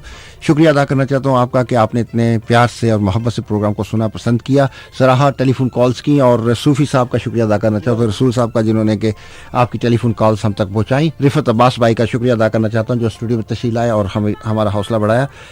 अभी आइए संजय जगातिया और रंजिता चौहान आपका दिल बहलाएंगे रात के 1 बजे तक लव एक्सप्रेस का खूबसूरत प्रोग्राम लेकर। मैं आपसे फिर मुलाकात करूंगा थर्सडे को सदाबहार गीतों की महफिल में। उस वक्त तक के लिए इजाजत दीजिए, खुदा हाफिज।